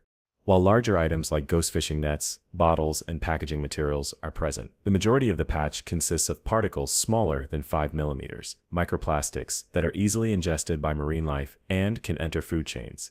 What's particularly concerning about these microplastics is their tendency to adsorb organic pollutants from seawater, potentially concentrating toxic chemicals on their surfaces. When marine organisms ingest these contaminated particles, the toxins can transfer to their tissues, potentially biomagnifying up the food chain to reach higher predators, including humans who consume seafood. Recent studies have detected microplastics in human blood, placenta, and lung tissue, suggesting that these particles have infiltrated not just marine ecosystems, but our own bodies as well. The garbage patch represents not just pollution, but a fundamental alteration of ocean chemistry and biology, the consequences of which we're only beginning to understand, despite having created the problem over the past several decades of plastic production and disposal. It stands as a stark reminder that our impacts on the ocean don't disappear when materials wash away from shore. They accumulate in systems governed by currents and physical processes that concentrate rather than disperse our waste. Now let's explore a mystery at the opposite end of the visibility spectrum: the recent discovery of enormous underwater eddies hidden beneath the ocean surface, invisible to the naked eye, but large enough to significantly influence global climate systems. In 2019, Oceanographers using satellite data and underwater sensors identified massive eddies in the Southern Ocean, rotating bodies of water that can span hundreds of kilometers in diameter and extend thousands of meters deep. These hidden whirlpools transport heat, carbon, nutrients, and marine organisms across vast distances, creating mobile ecosystems that remain intact for months or even years as they travel through the open ocean. What makes these features particularly important is their role in the global carbon cycle. Some eddies trap phytoplankton blooms within their boundaries, increasing the biological uptake of carbon dioxide from the atmosphere and potentially sequestering that carbon in the deep ocean when the organisms die and sink. Others bring nutrient-rich deep water to the surface, fertilizing new blooms that can alter local ecology and atmospheric carbon levels. The discovery of these massive but invisible oceanographic features highlights how much remains unknown about the physical processes that shape our oceans. Despite centuries of ocean travel and decades of satellite monitoring, we're still identifying fundamental components of ocean circulation that influence everything from regional fisheries to global climate. These eddies may help explain anomalies in climate models and marine ecosystem dynamics that have puzzled scientists for years, providing missing puzzle pieces in our understanding of how the ocean functions as a system.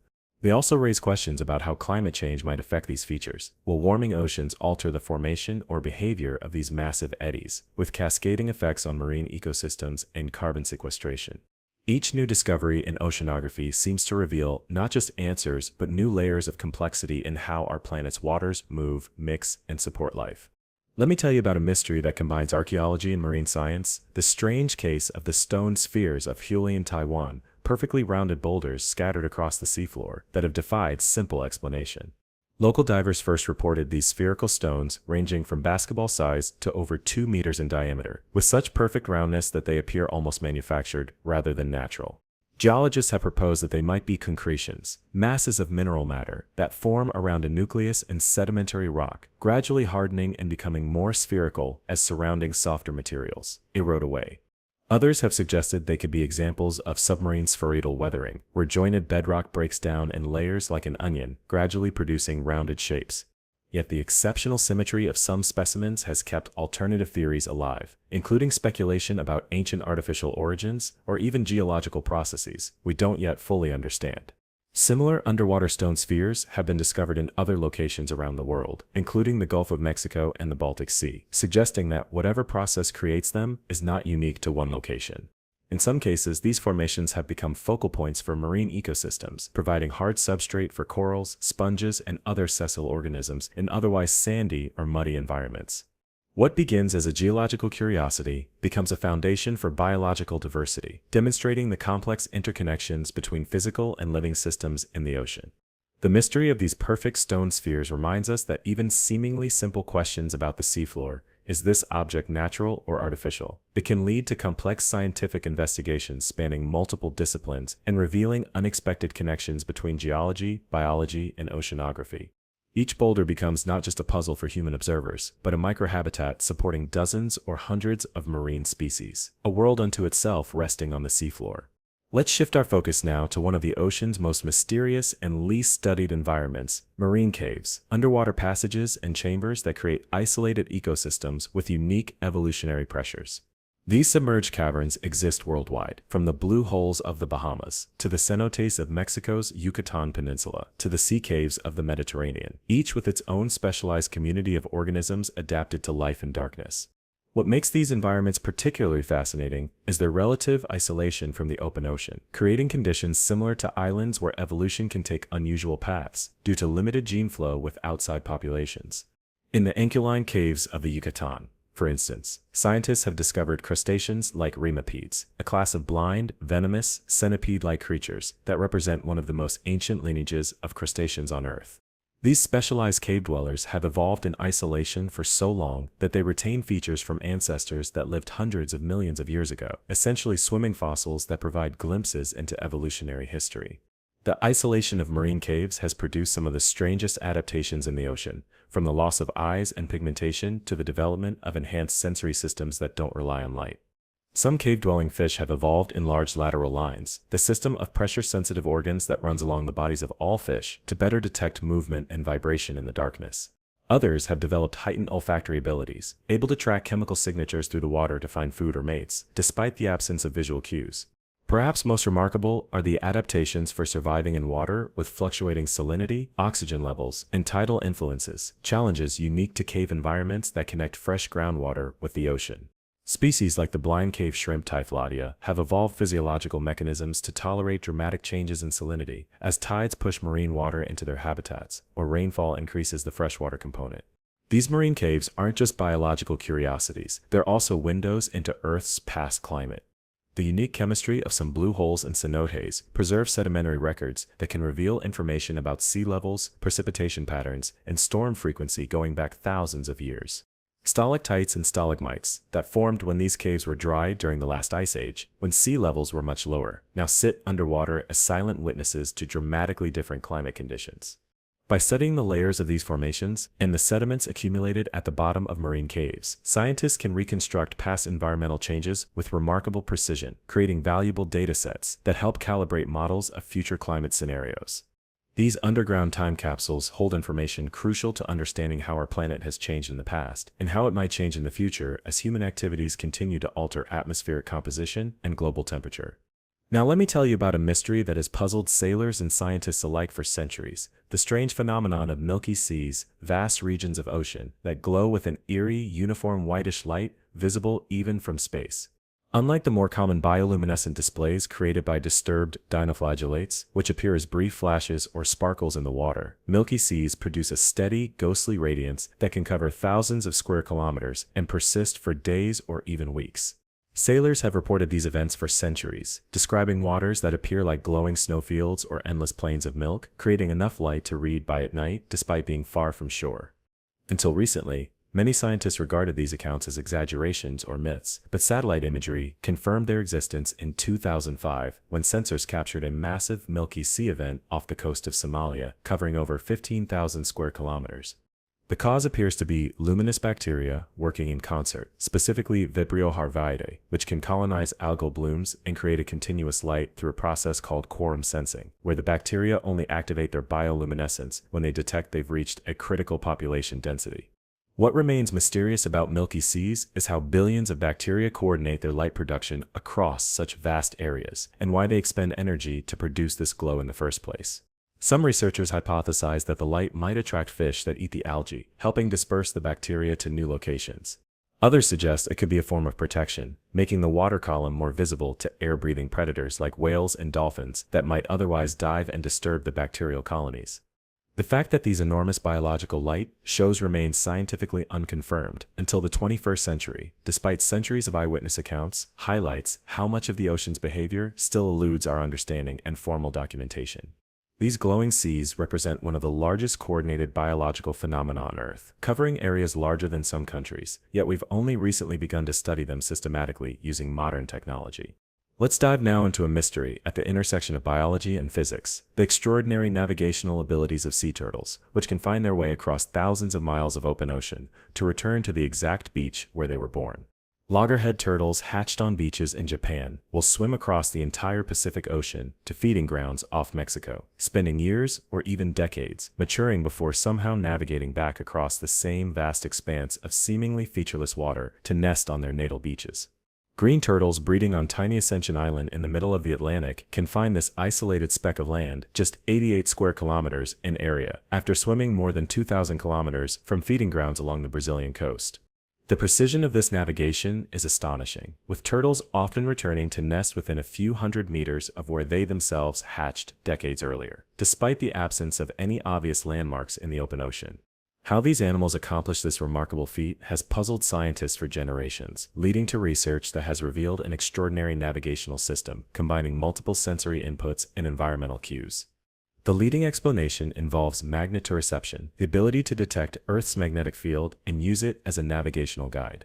Laboratory experiments have shown that sea turtles can sense both the intensity and the inclination angle of magnetic field lines, essentially giving them access to a natural GPS system that provides both latitude and longitude information. Each location on Earth has a unique magnetic signature created by the specific intensity and angle of the magnetic field at that point, allowing turtles to create a kind of magnetic map of their world. Recent research suggests that turtle hatchlings imprint on the magnetic signature of their natal beach, creating a permanent memory that they can reference even decades later when it's time to return for breeding. This biological compass is so precise that even small changes in Earth's magnetic field over time, a natural phenomenon called secular variation, can cause turtles to miss their target beaches by predictable distances that match the degree of magnetic shift. But the mystery doesn't end with Magnus reception, as turtles appear to integrate multiple navigational systems depending on their location and the scale of movement required. In coastal waters, they may switch to using visual landmarks, wave patterns, or chemical cues like the distinctive smell of their home beach. During long-distance migration, they might rely on large-scale oceanographic features like currents and temperature boundaries to maintain their course. Some evidence suggests they might even use celestial navigation, orienting themselves by the position of the sun or stars, similar to how ancient human sailors found their way across the ocean. This integration of multiple sensory systems creates a navigational redundancy that works even when one system is compromised, a biological backup strategy that has evolved over the 100 million years that sea turtles have been swimming Earth's oceans. The navigational abilities of sea turtles raise profound questions about animal cognition and perception. What is it like to perceive magnetic fields as a navigational sense, as fundamental as our vision? How does a turtle brain process and integrate multiple streams of navigational information to maintain course across thousands of kilometers of open ocean? Do these ancient mariners experience something akin to what human navigators would call knowing where you are, or is their wayfinding based on instinctual responses without the need for conscious spatial awareness?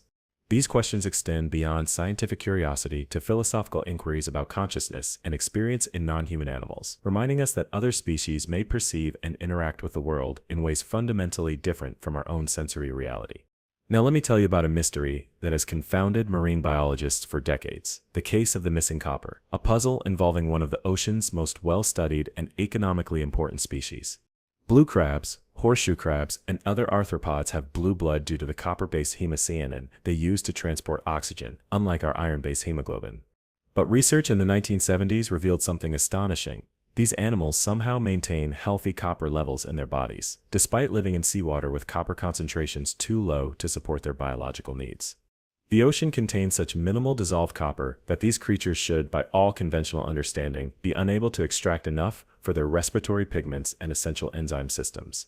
Yet they thrive, with copper-rich blood flowing through their bodies, presenting a paradox that suggested either an unknown source of copper or an extraordinarily efficient extraction mechanism, unlike anything previously documented in biology.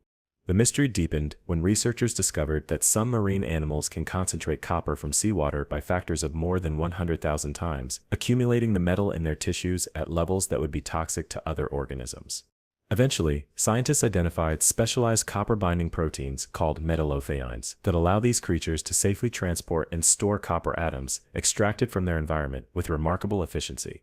Some species have even evolved dedicated cells called nephrocytes that act as biological filters, extracting dissolved copper from the water passing over their gills with an efficiency that would impress any engineer. This solution to the missing copper problem reveals how evolution can drive the development of molecular machinery specifically adapted to extract essential but vanishingly rare resources from the environment.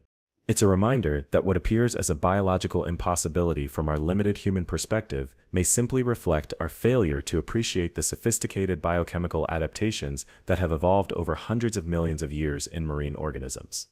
Let's explore now a mystery that combines bizarre biology with unanswered evolutionary questions: the strange case of the sea squirt's disappearing brain. Sea squirts, or tunicates, begin life as tadpole-like larvae with a primitive spinal cord, a brain-like neural ganglion, and a notochord, the evolutionary precursor to our backbone. All features that place them firmly in our own chordate phylum and make them close relatives to vertebrates like ourselves. But as they mature, these animals undergo one of the most dramatic metamorphoses in the animal kingdom, attaching headfirst to a rock or other substrate, and essentially digesting their own brain, spinal cord, and tail. The mobile, intelligent larva transforms into a sessile, filter-feeding adult that more closely resembles a sponge than a vertebrate, with no central nervous system and no obvious need for the sensory processing and decision-making capabilities it possessed earlier in life. This extraordinary transformation has led to the famous biological quip that sea squirts eat their own brains once they find a suitable rock to cling to, a developmental trajectory that seems to run counter to the general evolutionary trend toward increased neural complexity. What makes this self-induced brain absorption particularly intriguing from an evolutionary perspective is that sea squirts represent one of the closest invertebrate relatives to the vertebrate lineage. Their larvae show clear anatomical similarities to the most primitive vertebrates, suggesting that studying sea squirt development might provide insights into how our own distant ancestors made the transition from invertebrate to vertebrate body plans. Some researchers have proposed that the ancestral chordate may have resembled a sea squirt larva that retained its chordate features into adulthood, rather than absorbing them, essentially a case of neoteny, the retention of juvenile traits into sexual maturity that set the stage for vertebrate evolution. If this hypothesis is correct, then the strange developmental pattern of modern sea squirts represents not the ancestral condition, but a specialized adaptation that evolved later. The brain-eating metamorphosis would be a derived trait rather than a primitive one. This perspective suggests that the evolution of vertebrates, including eventually humans, might have begun with a simple delay in development, an ancestral sea squirt-like creature that postponed metamorphosis long enough to reproduce while still in its mobile cerebral stage. Such evolutionary speculation reminds us that the boundaries between major animal groups are not as fixed as they might appear in modern classification systems, with transitional forms and developmental plasticity playing crucial roles in the emergence of new body plans. The sea squirt's disappearing brain isn't just a biological curiosity, but a potential window into one of the most significant evolutionary transitions in the history of life on Earth. The origin of the vertebrate lineage that would eventually give rise to fish, amphibians, reptiles, birds, and mammals, including ourselves. When we look at an adult sea squirt, seemingly as different from a human as any animal could be, we're actually observing a distant cousin whose larval form might resemble the common ancestor we shared hundreds of millions of years ago. Now let me tell you about a phenomenon so recently discovered that it remains almost entirely unexplored: the existence of massive subsurface waves in the deep ocean, some reaching heights of 200 meters or more. These internal waves form at the boundary between water layers of different densities, creating underwater undulations that can dwarf the largest surface waves ever recorded. Unlike surface waves, which are visible to the naked eye, these subsurface giants move through the ocean's interior, detectable only through specialized scientific instruments or their effects on underwater vehicles and submarines. When these massive waves break against underwater slopes or shelves, they create turbulence that drives vertical mixing between water layers, transporting nutrients, oxygen, and heat through the water column. This mixing is essential for ocean health, bringing nutrient-rich deep water toward the surface where it can fuel phytoplankton growth and delivering oxygen-rich surface water to deeper layers where it supports midwater ecosystems. What makes these internal waves particularly fascinating is their behavior. They can travel thousands of kilometers from their point of origin, preserving their energy and structure as they move through the stratified ocean interior. Some of the largest form in specific hotspots, like the Luzon Strait between Taiwan and the Philippines, where tidal forces push water over underwater ridges and generate waves that then propagate throughout the South China Sea. These subsurface behemoths can influence everything from regional climate to deep-sea ecosystems, yet we've only begun to map their distribution and understand their dynamics in the past few decades. The discovery of these hidden giants highlights how much of the ocean's physical behavior happens beyond human perception, invisible processes that nonetheless play crucial roles in regulating our planet's climate and supporting marine biodiversity. Even basic physical phenomena, like waves, something we might think we understand well from our experiences at the beach, take on new dimensions and complexities when we look beyond the surface of the sea. Let's explore now one of the most fundamental yet mysterious aspects of marine life: the extraordinary diversity of reproduction strategies that have evolved in the ocean, many of which seem more like science fiction than biology. Consider the anglerfish, whose mating habits we touched on earlier, where males become permanent parasitic appendages fused to the female's body. Or the sequential hermaphroditism of many reef fish, which can change their sex based on social cues or environmental conditions. A clownfish school, for instance, contains a dominant female, a reproductive male, and non-reproductive males that can become female if the dominant female dies. Some species, like the bluehead wrasse, can complete this sex change from fully functional female to fully functional male in as little as a week, transforming their gonads, behavior, and external appearance in response to social hierarchy shifts within their group. This sexual fluidity, rare among terrestrial vertebrates, is surprisingly common in the ocean, with an estimated 2% of fish species exhibiting some form of natural sex change during their normal life cycle. Even more bizarre are the reproductive strategies of certain deep-sea creatures, like the female blanket octopus, which is up to 40,000 times larger than the male and mates only once in her lifetime. The tiny male uses a specialized arm called a hectocotylus to transfer sperm, after which the arm breaks off and remains inside the female's mantle cavity, sometimes continuing to move independently for hours after separation from the male's body.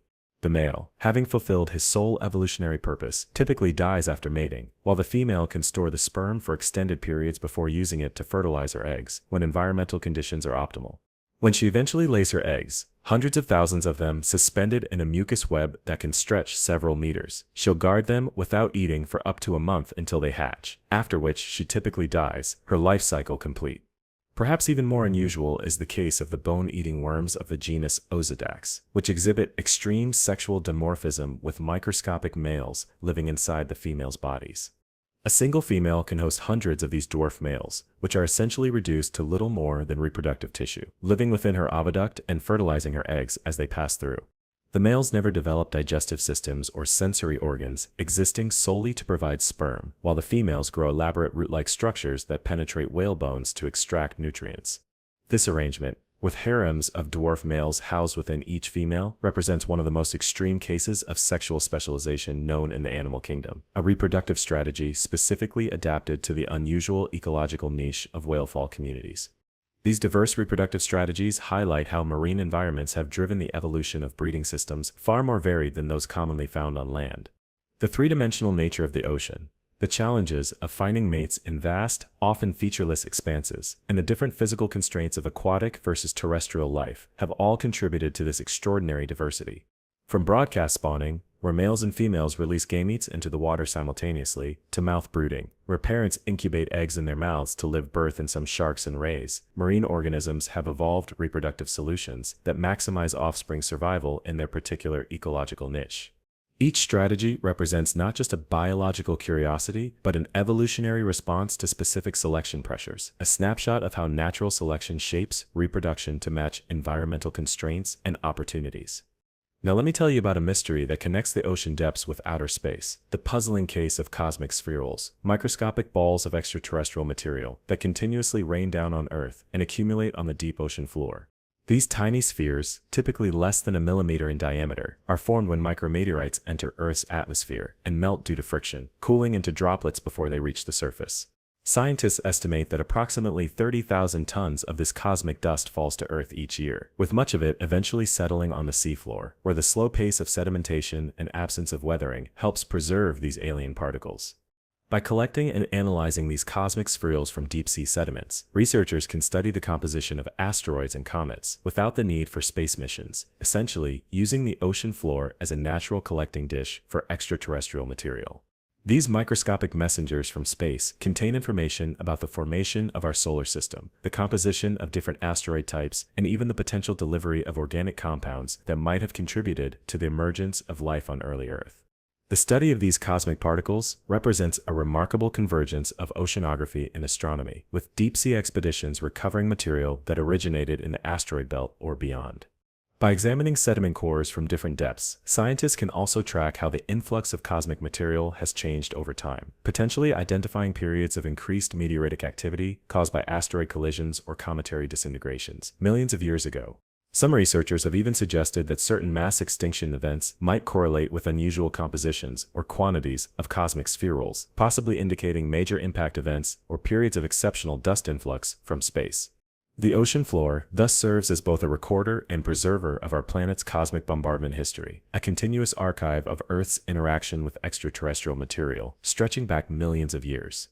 This conjunction of the deepest ocean and outer space reminds us that our planet doesn't exist in isolation, but continuously interacts with the broader cosmos, with the seafloor preserving evidence of this relationship that might otherwise be lost to erosion or human activity on land.